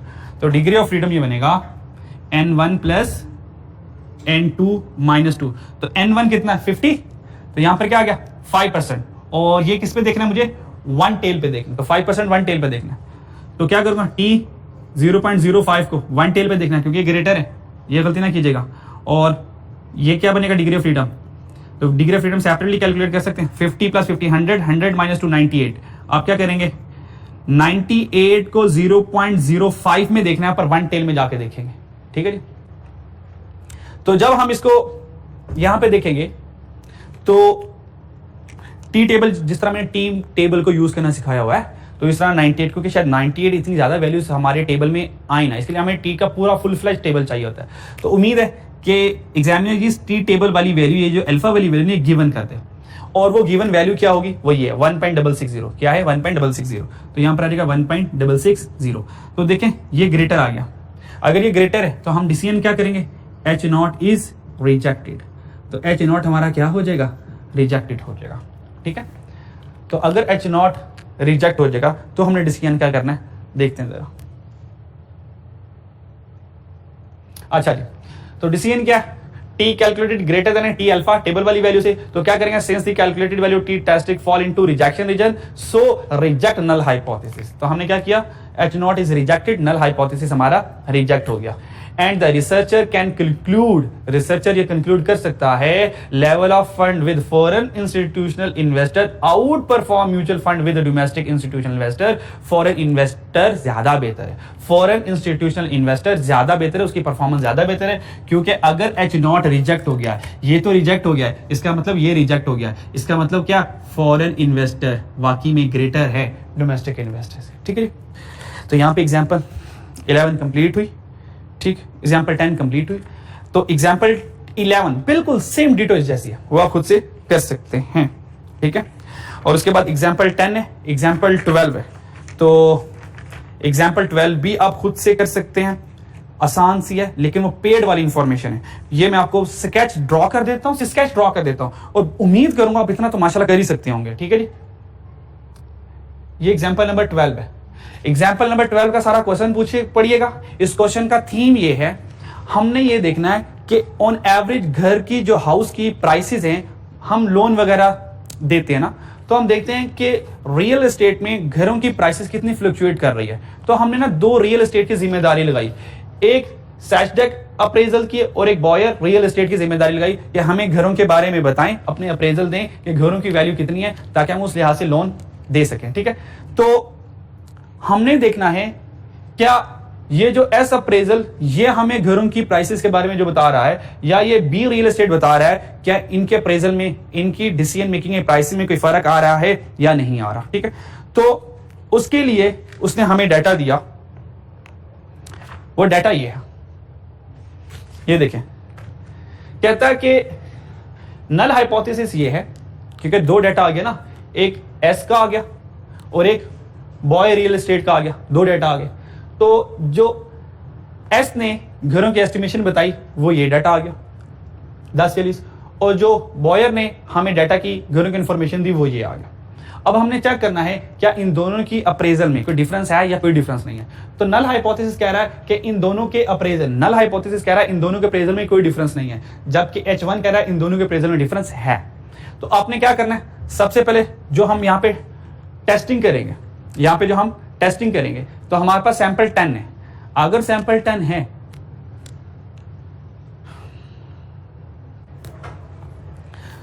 तो टोटल वैल्यूज कितनी है, 10, इसका मतलब सैंपल साइज है ना, सैंपल साइज 30 से कम है, तो n 10 है। तो यहां से जो मीन आएगा वो भी सैंपल का आएगा, जो स्टैंडर्ड डेविएशन आएगा वो भी सैंपल का आएगा। इसका मतलब है कि पॉपुलेशन का स्टैंडर्ड डेविएशन गिवन नहीं है, n लेस देन 10 है, और स्टैंडर्ड डेविएशन भी सैंपल का। तो मैं क्या लगाऊंगा, टी टेस्ट लगाऊंगा। तो इतने ड्रोने वाला टी टेस्ट ना लगाइएगा, मैं आपको एक आसान वाला टी टेस्ट बताता हूं, बस वो लगा लीजिएगा, बाकी कैलकुलेशन मेरे अकॉर्डिंग कर लीजिएगा, और बस आंसर सेम आ जाएगा। ये जो आंसर क्या नजर आ रहा है 3.30 तक पहुंचना है ना हमने, तो बस जो मैं आपको फॉर्मूला बताऊंगा, इस फॉर्मूले से आप 3.30 तक पहुंच जाएंगे इंशाल्लाह,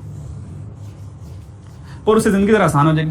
तो क्योंकि यहां पे ना हमारे पास अब एक घर है, होम 1 है, अगर हम इससे लेते कहता है भाई 135 मिलियन का मिलेगा, ठीक है जी, और इसे लेते कहते हैं 128 मिलियन का मिलेगा। होम 2 के बारे में ये 110 कह रहा है 105 के ले लो।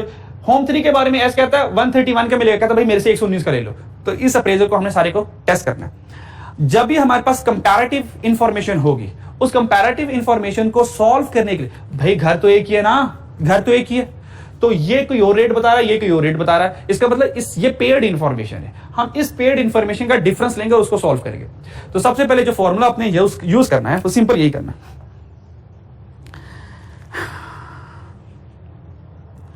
टी टेस्ट लगेगा, टी टेस्ट लगेगा, डी फॉर डिफरेंस है, याद रखना डी फॉर डिफरेंस है। किसका डिफरेंस है, दो वैल्यूज का डिफरेंस है, सैंपल का डिफरेंस माइनस पॉपुलेशन का डिफरेंस। जिस तरह हम टी टेस्ट लगाते हैं ना, सैंपल का डिफरेंस माइनस पॉपुलेशन का डिफरेंस, ठीक है। और उसके बाद वही वार फॉर्मूला, यानी कि टी टेस्ट का फॉर्मूला क्या होता था, sample mean minus population mean S over √n। ये टी टेस्ट का नॉर्मली फॉर्मूला होता है।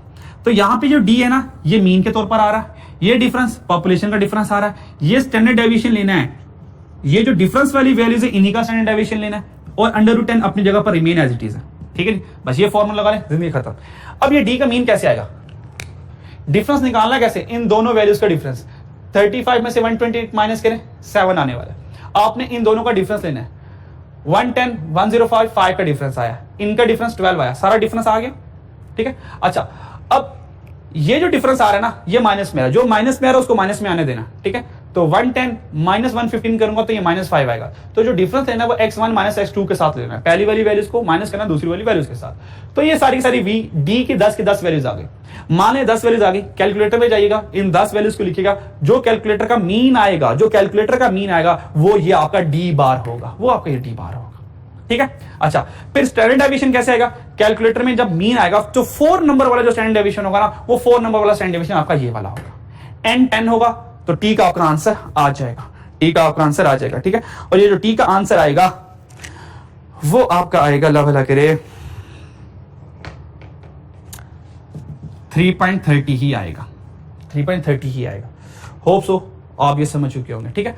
अब इसका जो अल्फा है, तो अल्फा हमारे पास 5% है और 5% है, और हमारे पास जो 2 टेल है तो 5% को किस में देखना है? डिग्री ऑफ फ्रीडम n-1 है। तो टी टेस्ट में क्या करेंगे जाके, ये देख लें जरा। टी कैलकुलेटेड का आंसर 3.30 आ जाएगा। अब मुझे क्या चाहिए? टी टेबल वाली वैल्यू चाहिए। तो टी टेबल वाली वैल्यूज के लिए टी 0.05 क्योंकि 5% है, और क्योंकि h1 नॉट इक्वल है तो ये 5% को कहां पे देखना है मैंने? 2 टेल में देखना है मैंने। अब वाली वैल्यूज गिवन कर देगा, गेन कर रहा है, वैल्यूज गिवन कर देगा नॉर्मली, लेकिन फिर भी एहतियाती तौर पर टेबल से सीख लें। n कितना मेरे पास डिग्री ऑफ फ्रीडम के लिए? n-1, n कितना था? 10 में से 1 माइनस करूंगा तो 0.05 को 9 में देखूंगा 2 टेल में, तो यहां हमारे पास टी टेबल का आंसर आएगा, और वो जो टी टेबल का आंसर आएगा वो 2.206 आएगा। अच्छा, आप कहें सर 5% है तो ये 0.025 क्यों आया हुआ है? मैं असल में ना डायरेक्ट करवा देता हूं। तो अगर आप 2 टेल है ना, तो 2 टेल का मतलब ये है 5% डिवाइड बाय 2, तो वो यही बनता है असल में 0.025, ठीक है। तो मैं डायरेक्ट ये कह देता हूं कि 5% को 2 टेल में देख लो और 9 में जाके वैल्यूज देख लो, तो वैल्यूज आएगी 2.206। तो वैल्यू क्या है? 2.206, और टी कैलकुलेटेड की वैल्यू क्या थी? 3.30।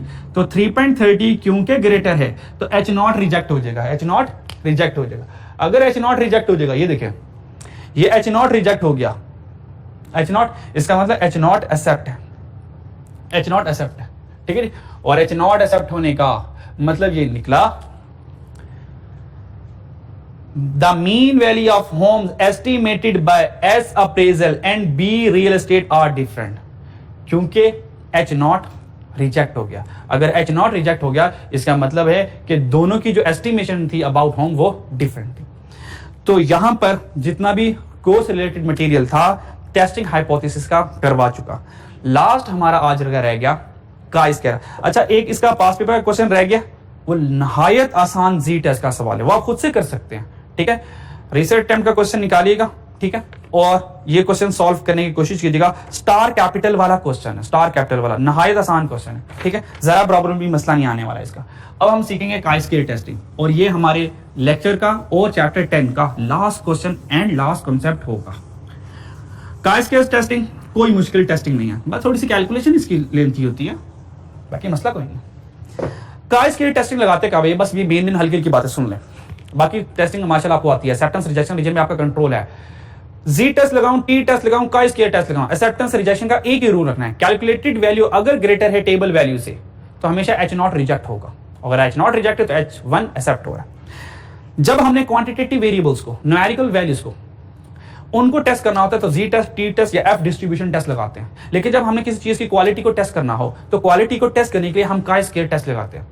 अगर आपने काई स्क्वायर के लिए डिटेल जाननी होगी, जो कि बिल्कुल जरूरत नहीं है आपको, ठीक है, तो मैं आपको, आप ऐसा कीजिएगा, YouTube पर HM हसनान लिखिएगा, तो वहां पर ना आपको एक काई स्क्वायर के रिलेटेड वीडियो मिल जाएगी, तो वहां से काई स्क्वायर आप तसल्ली से सारा समझ लेंगे।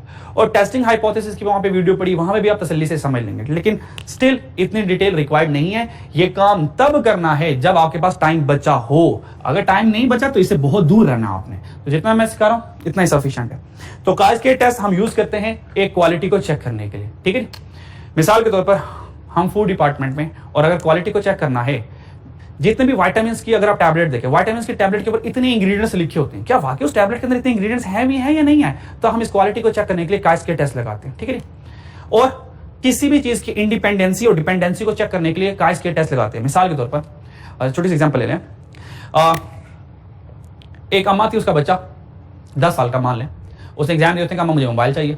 तो अम्मा ने कहा कि तुझे मोबाइल दे दिया तो तू मोबाइल के साथ ज्यादा यूज करेगा और इससे तेरी पढ़ाई इफेक्ट होगी। हो सकता है मोबाइल की वजह से पढ़ाई पर या रिजल्ट पर इफेक्ट आए।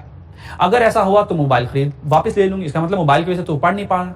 और हाँ, अगर ऐसा हुआ कि मोबाइल का यूजेज और रिजल्ट इंडिपेंडेंट रहा, यानी कि मोबाइल के होते हुए भी रिजल्ट पर कोई इफेक्ट नहीं आ रहा, इसका मतलब कह सकता हूं मोबाइल और स्टडी इन दो वेरिएबल्स में आपस में कोई रिलेशनशिप नहीं है, इंडिपेंडेंट है।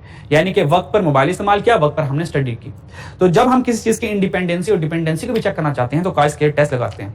और अगर मोबाइल के होते हुए उसका रिजल्ट खराब आ गया तो अब हम क्या करेंगे, मोबाइल डिपेंड कर रहा है रिजल्ट के ऊपर, ठीक है जी। तो ये काई-स्क्वेयर की ये मेन बातें हैं। अब एक क्वेश्चन कर लेते हैं, बस एक क्वेश्चन से पूरा काई-स्क्वेयर कंप्लीट हो जाएगा। Statistical analysis of qualitative data, quality को चेक करने के लिए हम काई-स्क्वेयर करते हैं और काई-स्क्वेयर में हमारे पास गुडनेस ऑफ फिट टेस्ट होता है, ठीक है, गुडनेस ऑफ फिट टेस्ट होता है।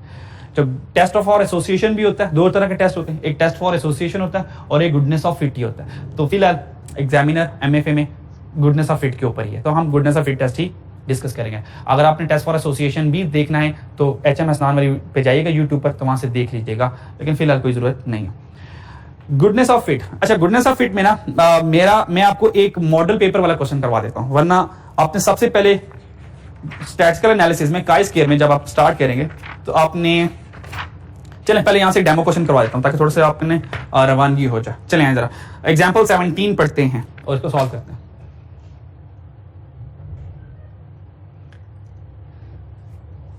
एग्जाम्पल 17 में वो कहता है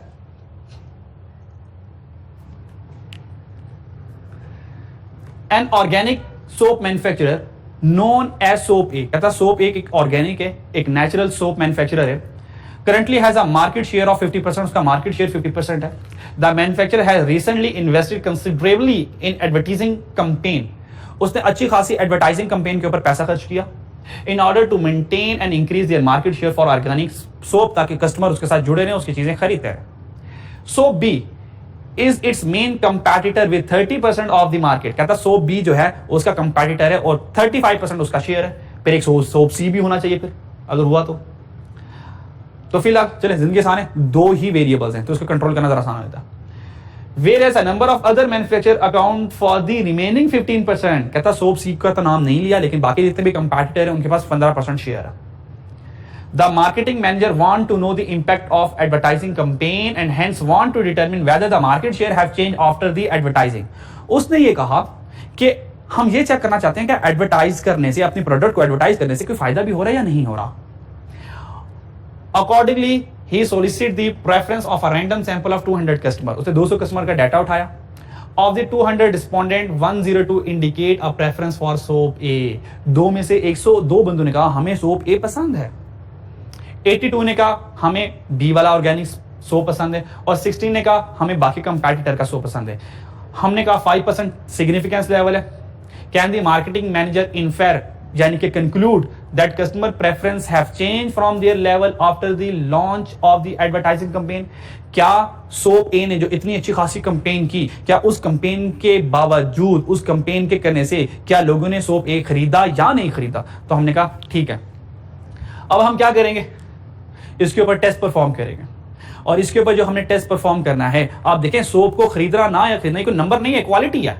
मान लें मुझे सोप ब्रांड एक पर्टिकुलर सोप मुझे वो पसंद है, ठीक है, मान लें जिस तरह हमें डिटोल पसंद है, ठीक है, जिस तरह हमें सेफगार्ड पसंद है, किसको लक्स पसंद है, इस तरह क्वालिटी है ना ये सबकी। तो एट्रीब्यूट्स को चैलेंज करने जा रहे हैं तो इसके लिए हम काई-स्क्वेयर टेस्ट परफॉर्म करेंगे। तो काई-स्क्वेयर में हमें सबसे पहले काई-स्क्वेयर का फॉर्मूला जानना है। तो काई-स्क्वेयर का फॉर्मूला सबसे पहले लिखता हूं, नल हाइपोथेसिस सेट करने से भी पहले फॉर्मूला लगाना गया, ये काई-स्क्वेयर का फॉर्मूला होता है, chi square is equal to summation theta minus E whole square divide by E, ये फॉर्मूला होता है काई-स्क्वेयर का।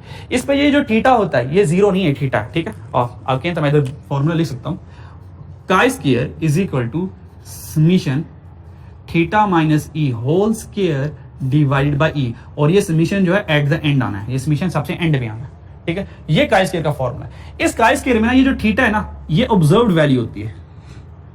ऑब्जर्व्ड वैल्यू वो वैल्यू होती है जो हमने डाटा कलेक्ट किया था, जैसे कि ऊपर मैंने डाटा कलेक्ट किया था, यानी कि इतने लोगों ने, 102 लोगों ने ए सोप को प्रेफरेंस किया। ये होती है एक्सपेक्टेड वैल्यू, ये होती है एक्सपेक्टेड वैल्यू। ये जो एक्सपेक्टेड वैल्यू होती है ना, ये हमारी एक्सपेक्टेशन ये होती है कि भाई एडवर्टाइज करने के बाद कितनी एक्सपेक्टेशन है, क्या हम कहां तक होंगे, ठीक है। तो ऑब्जर्व वैल्यू हमें ये बता रहा होता है कि एडवर्टाइज, अगर मैंने एडवर्टीजमेंट नहीं की तो ओरिजिनली क्या हालात है, तो ओरिजिनली हालात ये थे। हमारी एक्सपेक्टेशन क्या बनी कि एडवर्टीजमेंट करने के बाद कितना इंक्रीज होगा। तो इसको सॉल्व करने के लिए हमने क्या किया, सबसे पहले ऑब्जर्व फ्रीक्वेंसी के बाद हमने एक्सपेक्टेड वैल्यू को फाइंड किया, एक्सपेक्टेड फ्रीक्वेंसी को सॉल्व किया। तो हमारे पास 3 कैटेगरीज है ब्रांड्स की, ब्रांड ए, ब्रांड बी और अदर्स ब्रांड। ब्रांड ए की ऑब्जर्व वैल्यू क्या थी, 102 ब्रांड ए को पसंद करते थे, 82 ब्रांड बी को पसंद करते थे और 16 अदर्स को पसंद करते थे। अब मुझे यहां से ना एक्सपेक्टेड फ्रीक्वेंसी, याद रखिएगा ऑब्जर्व फ्रीक्वेंसी हमेशा क्वेश्चन में गिवन होगी, एक्सपेक्टेड फ्रीक्वेंसी मैं खुद कैलकुलेट करूंगा। ये जो क्वेश्चन था, ये क्वेश्चन प्रोबेबिलिटी का था, ये काई स्क्वायर में प्रोबेबिलिटी आ रही है, ठीक है। वो कैसे, क्योंकि हर एक ब्रांड की पर्टिकुलर परसेंटेज थी। हमारे पास इसका कितना शेयर था, 50% शेयर था, बी का कितना शेयर था, 35 था, अदर का शेयर कितना था, 15 था। तो अगर प्रोबेबिलिटी का क्वेश्चन आ जाए काई स्क्वायर में, तो फॉर्मूला ई का फॉर्मूला ये होता है, काई स्क्वायर का क्वेश्चन इन प्रोबेबिलिटी, तो ई का फॉर्मूला ये होता है, जितना भी आपके पास सैंपल है उसको मल्टीप्लाई करवा दो गिवन प्रोबेबिलिटीज के साथ, गिवन प्रोबेबिलिटीज के साथ, ये कर दो तो ई आ जाएगा। तो हमारे इस क्वेश्चन में टोटल एन कितना है, एन आपको पता 200 है। तो 200 को हर एक गिवन प्रोबेबिलिटी के साथ मल्टीप्लाई कर देंगे तो ऑटोमेटिकली ई आ जाएगा। तो 250%, 100, यहां से 70, यहां से ई, क्या थीटा और ई आ गया, आगे कहानी खत्म। अगर फॉर्मूला बनाना है, ये वाला फॉर्मूला, ये वाला फॉर्मूला आपने करना है क्या, ये स्टेप नहीं लिखना आपने, इसके और इसके बाद कैलकुलेटर पकड़िएगा, डायरेक्ट सारी कैलकुलेशन करके यहां तक पहुंच जाइएगा। क्या करेंगे, थीटा माइनस ई, यानी कि 100, 1 और 2 माइनस 100, आंसर आएगा 2, उस 2 का स्क्वायर करूंगा, आंसर आएगा 4, उस 4 को डायरेक्ट 100 से मल्टीप्लाई करूंगा तो आंसर आएगा 0.04। यानी कि इस 2 कॉलम के बाद कॉलम नहीं लिखना, डायरेक्ट इस कॉलम तक पहुंच जाना है। तो जब सारी वैल्यूज कैलकुलेट कर लेंगे तो क्या करना है, एट द एंड फॉर्मूला क्या कहता है, सारी वैल्यूज का सम कर लो। तो यहां से यहां तक 1 2 3 4 चारों वैल्यूज को सम करूंगा, आंसर आएगा 8.62। आंसर क्या आ जाएगा, 8.62। अब हमने देखना है कि ये एक्सेप्ट हो रहा है या रिजेक्ट हो रहा है, क्या एडवर्टीजमेंट करने से क्या वाकई कस्टमर आ रहे हैं या नहीं आ रहे। तो हमने क्या कि काई स्क्वायर आ गया कैलकुलेट, अब काई स्क्वायर टेबल चाहिए, तो काई स्क्वायर कैलकुलेट आ गया 8.62। डिसीजन के लिए काई स्क्वायर कैलकुलेटेड को कंपेयर करूंगा काई स्क्वायर टेबल से, काई स्क्वायर कैलकुलेटेड आ गया 8.62, इधर आ गया 8.62। अब chi square table hope so ये आपको गिवन किया करेगा, पर मैं अभी आपको कैलकुलेट करना सिखाता हूं। मान लीजिए गिवन करता है, पहले डिसीजन मेकिंग तक तो पहुंचे, फिर बाद में आपको दिखाता हूं। हमारे पास आंसर आया 5.99, 5.991। तो काई स्क्वायर टेबल की वैल्यू क्या आई, 5.991। इसका मतलब 8.6 ग्रेटर आया ना 5.991 से। तो अगर कैलकुलेटेड ग्रेटर हो टेबल से तो रिजल्ट क्या निकलता है, तो आपको पता होना चाहिए। तो H0 इज रिजेक्टेड, H0 क्या हुआ, रिजेक्ट हो गया। और H0 रिजेक्ट करने का मतलब क्या है,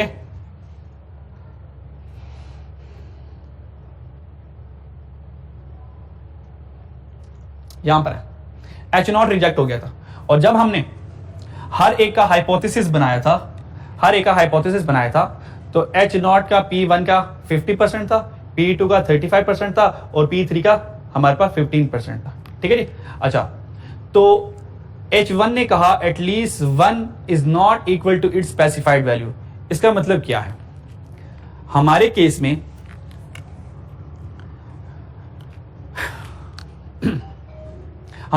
में क्योंकि H0 रिजेक्ट हो गया, अगर H0 रिजेक्ट हो गया है, so rejected null hypothesis we would conclude at 5% significance level that there is sufficient evidence showing that the promotion of organic soap purchase have changed since the advertising campaign were implemented।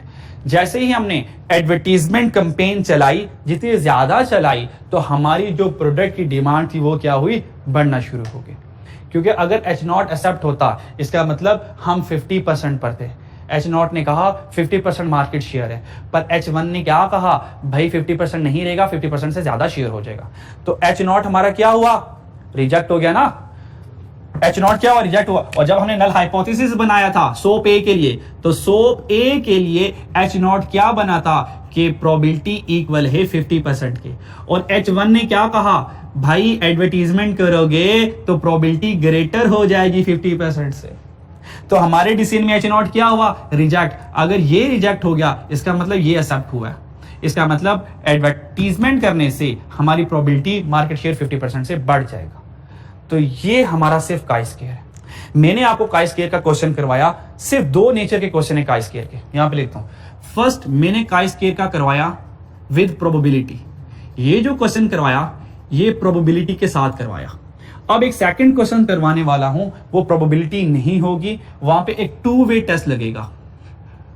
Two way test, और two way test है क्या, हमारे पास information रोज और column की form में given होंगी, तो वहां से हम कैलकुलेशन करेंगे, ठीक है। अच्छा, अब ये देख लें कि काई स्क्वायर से ये 5.991 आया कैसे। अगर काई स्क्वायर की वैल्यू देखनी है तो काई स्क्वायर का जो डिग्री ऑफ फ्रीडम होता है, टेबल देखें, टी टेबल और काई स्क्वायर, इन दोनों की वैल्यूज हम डायरेक्ट टेबल से यूज करते हैं, टेबल्स को देखकर इस्तेमाल करते हैं।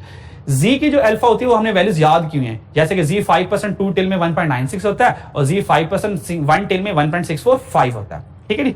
तो काई स्क्वायर का जो डिग्री ऑफ फ्रीडम होता है वो मैं यहां पे लिख रहा हूं। इस काई स्क्वायर को मैं जरा डिग्री ऑफ फ्रीडम को यहां पे लिखने वाला हूं। तो काई स्क्वायर का जो डिग्री ऑफ फ्रीडम होता है वो r-1 और c-1, r for row -1, c for column -1, तो ये इसका डिग्री ऑफ फ्रीडम होता है। हमारे पास लेवल क्या था, अल्फा कितना था 5%, तो ये कितना आ जाएगा 5%, 0.05 को। तो चेक करें हमारे पास रोज कितनी बनी, तो हमारे पास एक, सिर्फ ऑब्जर्व को देखना है, 1 2 3 रोज बनी, तो 3 - 1। कॉलम कितने बने, ये ऑब्जर्व फ्रीक्वेंसी का एक ही कॉलम है, तो 1 - 1, यहां पर क्या आ जाएगा 1 - 1, ये 1 - 1 0 हो गया, इसको नहीं कंसीडर करना। 3 - 1 2, तो 0.05 को कहां पे देखना है, 2 में देखना है। Let's see chi square table, तो काई स्क्वायर टेबल की ज़ियारत करवा देता हूं आपको।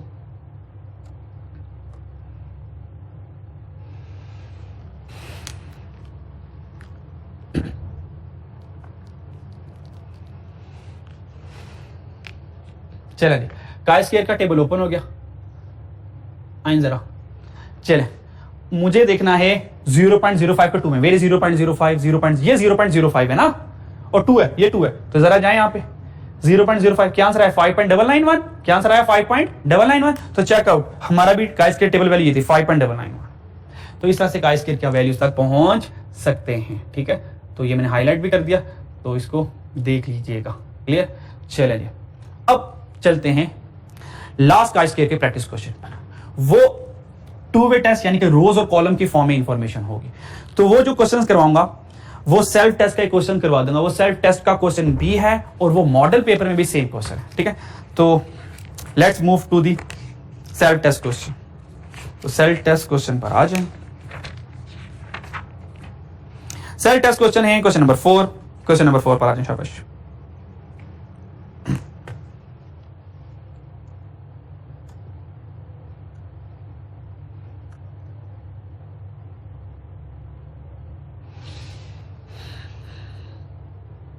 चलें भाई, आपको क्या हो गया है, आप क्यों नहीं जा रहे, आप हमारा पीछा क्यों नहीं छोड़ रहे।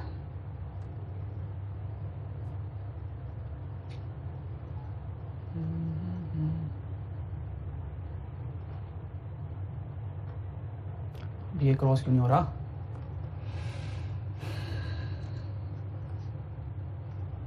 चलेंगे chi square self test question number कौन सा था, 4। This is the last question, ठीक है। ये लास्ट क्वेश्चन है काई स्क्वायर का, फिर इंशाल्लाह आप ट्रेन हो जाएंगे, ठीक है। फर्दर कहीं पे problem I will be there for you, तो आप मुझसे पूछ सकते हैं।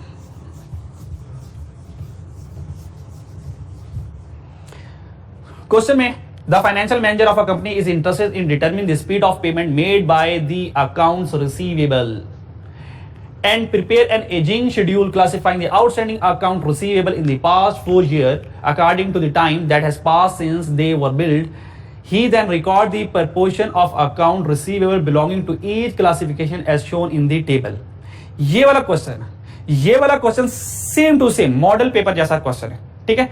क्योंकि मॉडल पेपर पर मेरे पास सारी की सारी वर्किंग अवेलेबल है, तो मैं मॉडल पेपर वाले क्वेश्चन से सारा समझा देता हूं, ठीक है। जैसे सारी वर्किंग मुझे 1 बाय 1 अकेले को बोर्ड पे करनी पड़ेगी, ठीक है।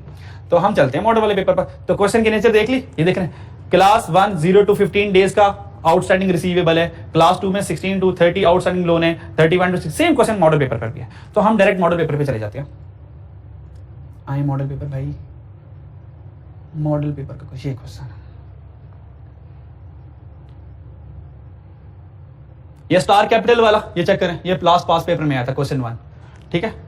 और इसमें सिंपल जी टेस्ट लगा था, और जी टेस्ट लेने के बाद तो देखें एग्जामिनर ने डायरेक्ट डिसीजन ले लिया। ये क्वेश्चन देख लीजिएगा, स्टार कैपिटल पास पेपर का क्वेश्चन है, ठीक है। तो ये आपके पास हो गई नॉर्मली, नहीं तो मैं आपसे शेयर भी कर लूंगा, तो ये खुद से कर लीजिएगा। तो देखें 9 नंबर का सवाल है, 7 नंबर का टेस्ट और 2 नंबर की केस स्टडी। आसान सी है कि कौन सा टेस्ट लगना है, 1 टेल या 2 टेल। प्रॉब्लम आई तो मुझे बता दीजिएगा, तो मैं आपको ये भी एक्सप्लेन कर दूंगा। चलें जी, सेम क्वेश्चन था, तो क्योंकि मेरे पास की आंसर वर्किंग पड़ी हुई थी, तो मैंने कहा ये सेम क्वेश्चन शो कर दो। सेम क्वेश्चन है, परेशान नहीं होना, सेम क्वेश्चन है, सिर्फ डिजाइन फर्क है, डिजाइन फर्क है और थोड़ी सी कहानी उसने बदल दी है वही रिसीवेबल वाला, ageing account receivable, same question, थोड़ी सी कहानी बदली है। अच्छा जी, तो इन दिसंबर 2019 finance department of vehicle limited prepared the following summary. Ageing schedule, ageing schedule का मतलब होता है कि हमें हमारा रिसीवेबल अकाउंट या पेबल अकाउंट, हमारा रिसीवेबल अकाउंट है या पेबल अकाउंट है, वो कितने अरसे में कंप्लीट हो रहा है, ठीक है। तो एजिंग टाइम है, हमने एजिंग शेड्यूल बनाया किसका, अकाउंट रिसीवेबल का, मतलब number of days outstanding account receivable up to 15 days, 15 दिन तक 72% रिसीवेबल है, यानी कि 15 दिन तक हमने 72% लोगों से पैसे लेने हैं। फिर 16 to 30, जाहिर जब ज्यादा दिन गुजरेंगे हम लोगों से पैसे रिकवर कर लेंगे ना, तो रिसीवेबल की परसेंटेज कम ही होनी है। तो 16 से 30 दिन के दरमियान जो लोग पैसे देते हैं 15% है रिसीवेबल हमारा। 31 to 60 के दरमियान 10% है, और मोर देन 61 डेज 3%।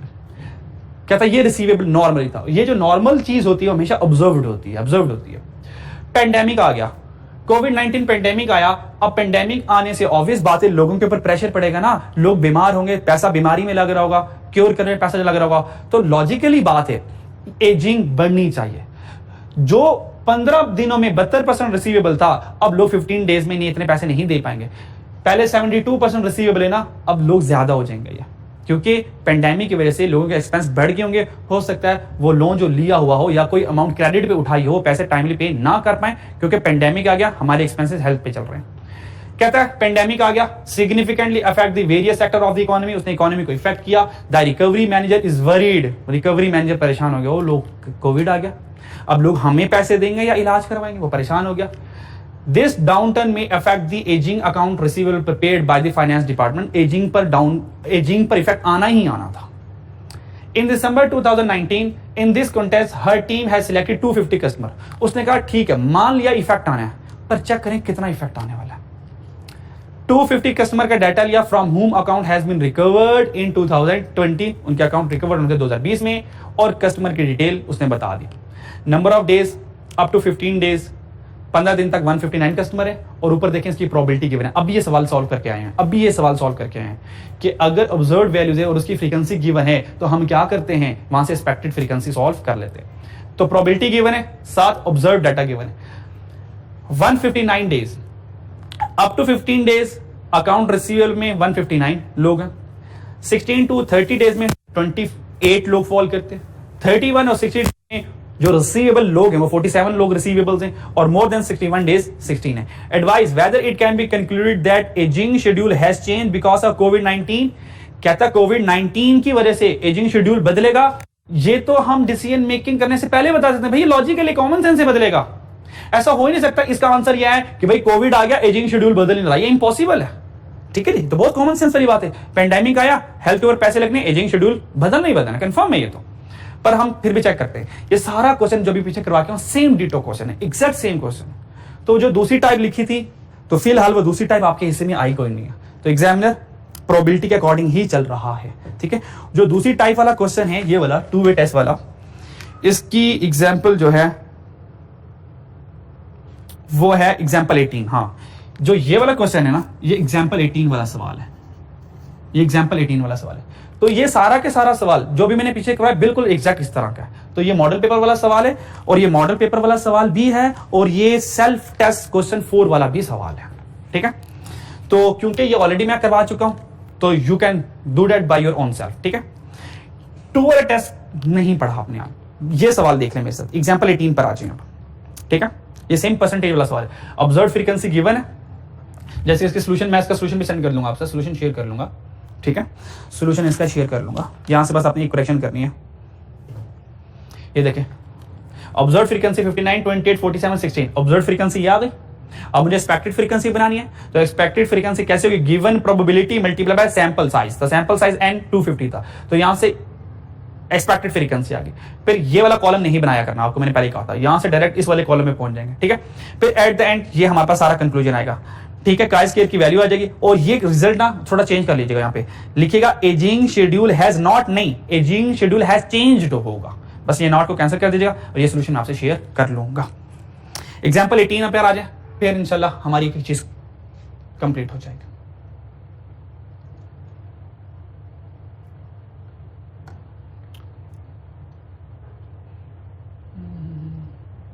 चलो जी, एग्जाम्पल 18 देख लेते हैं सर।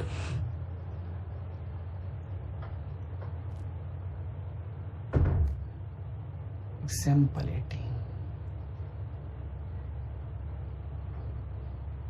चलें जी, एग्जाम्पल 18 ये है हमारे पास। A famous mobile company has launched a new touch screen mobile model in the market and want to know if customer age is important in deciding to purchase or not. उसने एक mobile phone launch किया और जानना चाहता है कि छोटे बच्चे इस्तेमाल करें या यंग करें या बुजुर्ग इसको इस्तेमाल करें। क्या जो टच स्क्रीन का मोबाइल मैंने बनाया है, क्या एज इसे इफेक्ट होगी या नहीं होगी, ठीक है। तो करना, इसको टेस्ट करना। उसको टेस्ट करने के लिए उसने हमें कुछ इंफॉर्मेशन दी। अब जो इंफॉर्मेशन,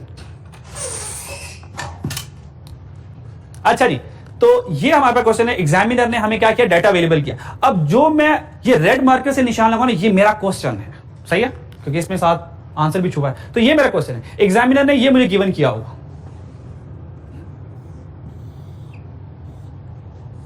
ये सारा मेरा क्वेश्चन है।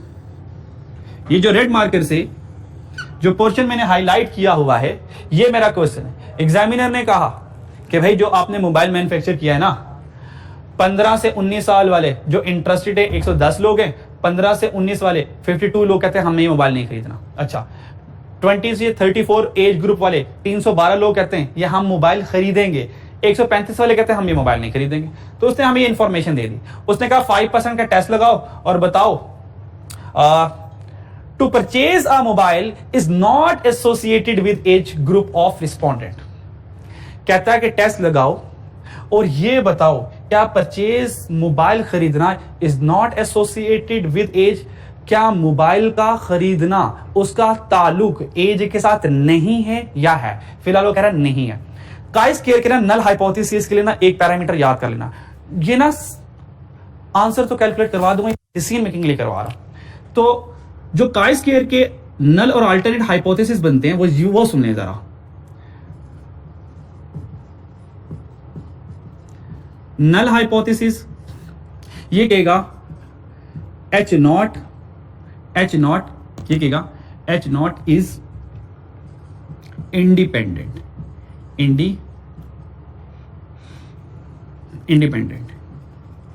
और इंडिपेंडेंट का मतलब होता है नॉट एसोसिएट। इंडिपेंडेंट का मतलब होता है नॉट एसोसिएट। अगर H नॉट एक्सेप्ट हो जाए, ये H नॉट एक्सेप्ट का मतलब है, ठीक है। और इसको रहने दे, बस ये कर लें।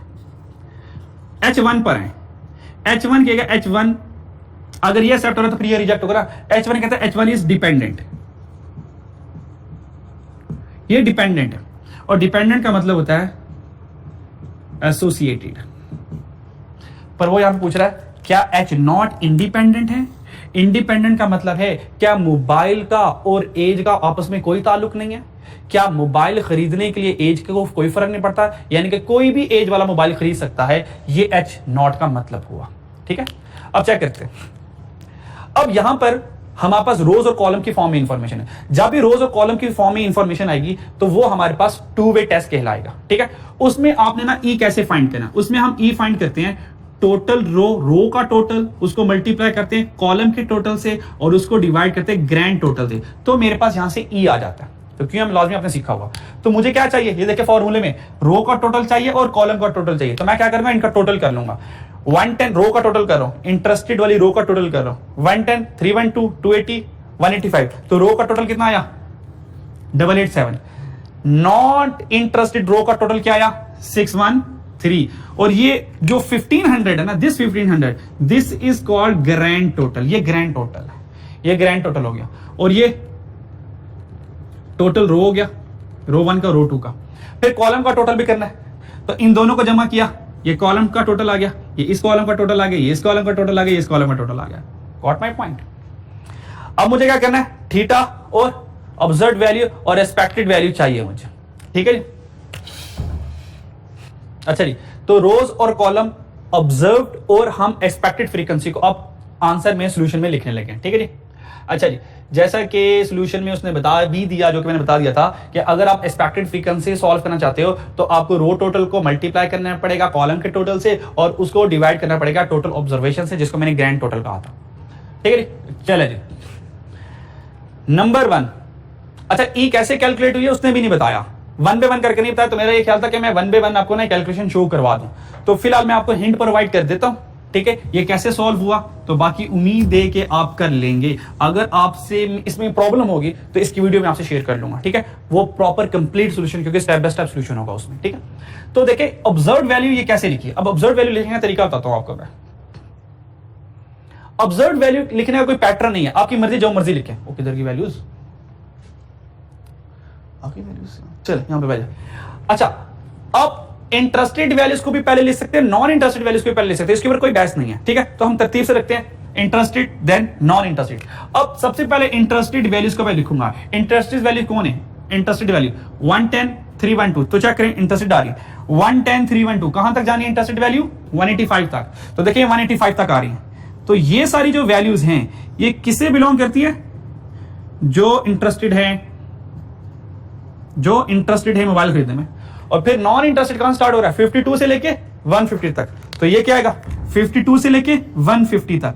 तो ये कौन सी वैल्यूज आ गई, जो कि नॉन इंटरेस्टेड से। क्लियर? अब मुझे हर एक ना एक्सपेक्टेड फ्रीक्वेंसी बनानी है।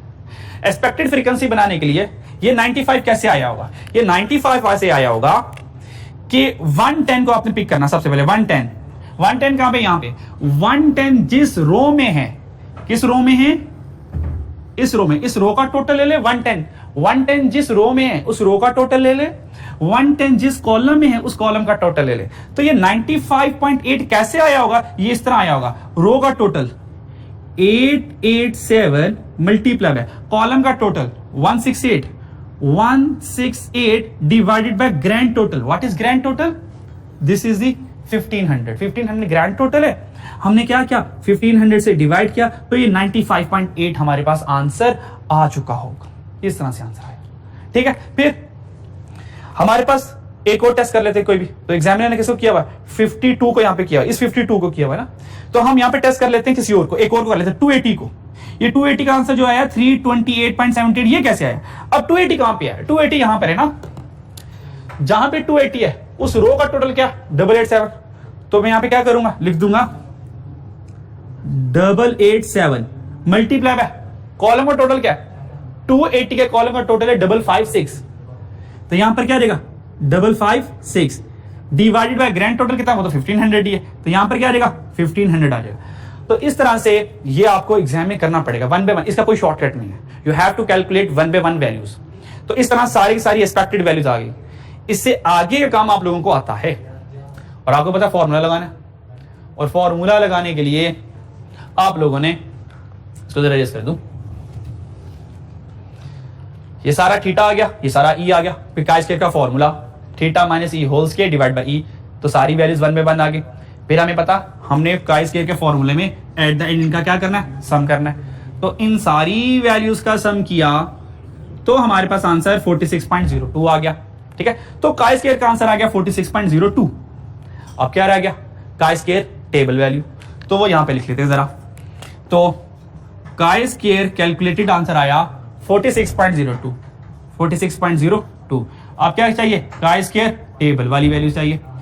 काय स्क्वायर टेबल वाली वैल्यूज के लिए डिग्री ऑफ फ्रीडम कितना है 5%, 0.055%। फिर r-1 c-1 होता है, तो r-1 और c-1, this is degree of freedom. अब रोज कितने हैं, रोज कितने हैं वो चेक करते हैं जरा, क्वेश्चन पे जाएं, रोज कितनी है, ये रोज है, रोज कितनी चेक करें, 1 दो रोज है, तो आर कितना आ गया 2 माइनस 1। कॉलम कितने हैं 1 2 3 4 कॉलम है, तो कॉलम कितना आ गया 4, तो 4 माइनस 1, तो 2 minus 1 answer is 1, 4 minus 1 answer is 3। ठीक है, तो 3 बनता है 3 बनता है, तो 0.05 को 3 में देखेंगे तो मेरा काई स्क्वायर का आंसर आ जाएगा। तो काई स्क्वायर का आंसर क्या आता है यहीं से देख लेते हैं, फिर आपको मैं टेबल से भी बता देता हूं। तो काई स्क्वायर का आंसर क्या आता है मेरे पास, here is chi square answer 7.815 ये काई स्क्वायर का आंसर आता है। क्या आंसर आता है 7.815, यही आंसर आता है ना 7.815। अब ये काई स्क्वायर से कैसे आता है वो बताने से पहले डिसीजन मेकिंग कर लेते हैं जरा। काई स्क्वायर कैलकुलेटेड बहुत ही ग्रेटर है, तो अगर काई स्क्वायर ग्रेटर है तो डिसीजन मेकिंग क्या होनी चाहिए, हम कहेंगे H0 is rejected, H0 is rejected. अगर H0 रिजेक्ट हो रहा है इसका मतलब H1 डिपेंड हो रहा है, H1 क्या है डिपेंड कर रहा है, तो H1 हमारे पास एक्सेप्ट हो रहा है, H0 रिजेक्टेड तो H1 इज एक्सेप्टेड। चेक करते हैं there is sufficient evidence to, बस नल हाइपोथेसिस देखते हैं। नल हाइपोथेसिस इज रिजेक्टेड, तो नल हाइपोथेसिस क्या हुआ रिजेक्ट हुआ, तो H1 क्या हो रहा है एक्सेप्ट हो रहा है। अगर H1 एक्सेप्ट हो रहा है तो हम कहेंगे दोनों में एसोसिएशन है, यानी कि मोबाइल खरीदना और एज का एक पर्टिकुलर का होना ये डिपेंड करता है। ठीक है जी, यानी कि मोबाइल खरीदने में और एज में एसोसिएशन है, दोनों में रिलेशनशिप है। तो हम क्या कह रहे हैं customer age is important in deciding to purchase the mobile, customer age बहुत इंपॉर्टेंट है। तो इस तरह से स्टूडेंट्स हमने अल्हम्दुलिल्लाह स्टैटिस्टिक्स का चैप्टर 10 का पोर्शन कंप्लीट कर लिया है। ठीक है, फर्दर अगर आपको कोई प्रैक्टिस मटेरियल चाहिए होगा या इससे फर्दर डिटेल चाहिए होगी, आप कहेंगे सर नहीं इस पर्टिकुलर क्वेश्चन का हमें step by step answer provide करते हैं, तो इंशाल्लाह I will provide step by step answer to you. ठीक है, अपना बहुत ख्याल रखिएगा, बहुत मेहनत कीजिएगा और इंशाल्लाह अल्लाह ने चाहा तो आपका ये पेपर डेफिनेटली पास हो जाएगा। मैं भी आपके लोगों के लिए बहुत दुआ करूंगा और आप भी दुआ में याद रखिएगा। अपना ख्याल रखिएगा, अल्लाह हाफिज।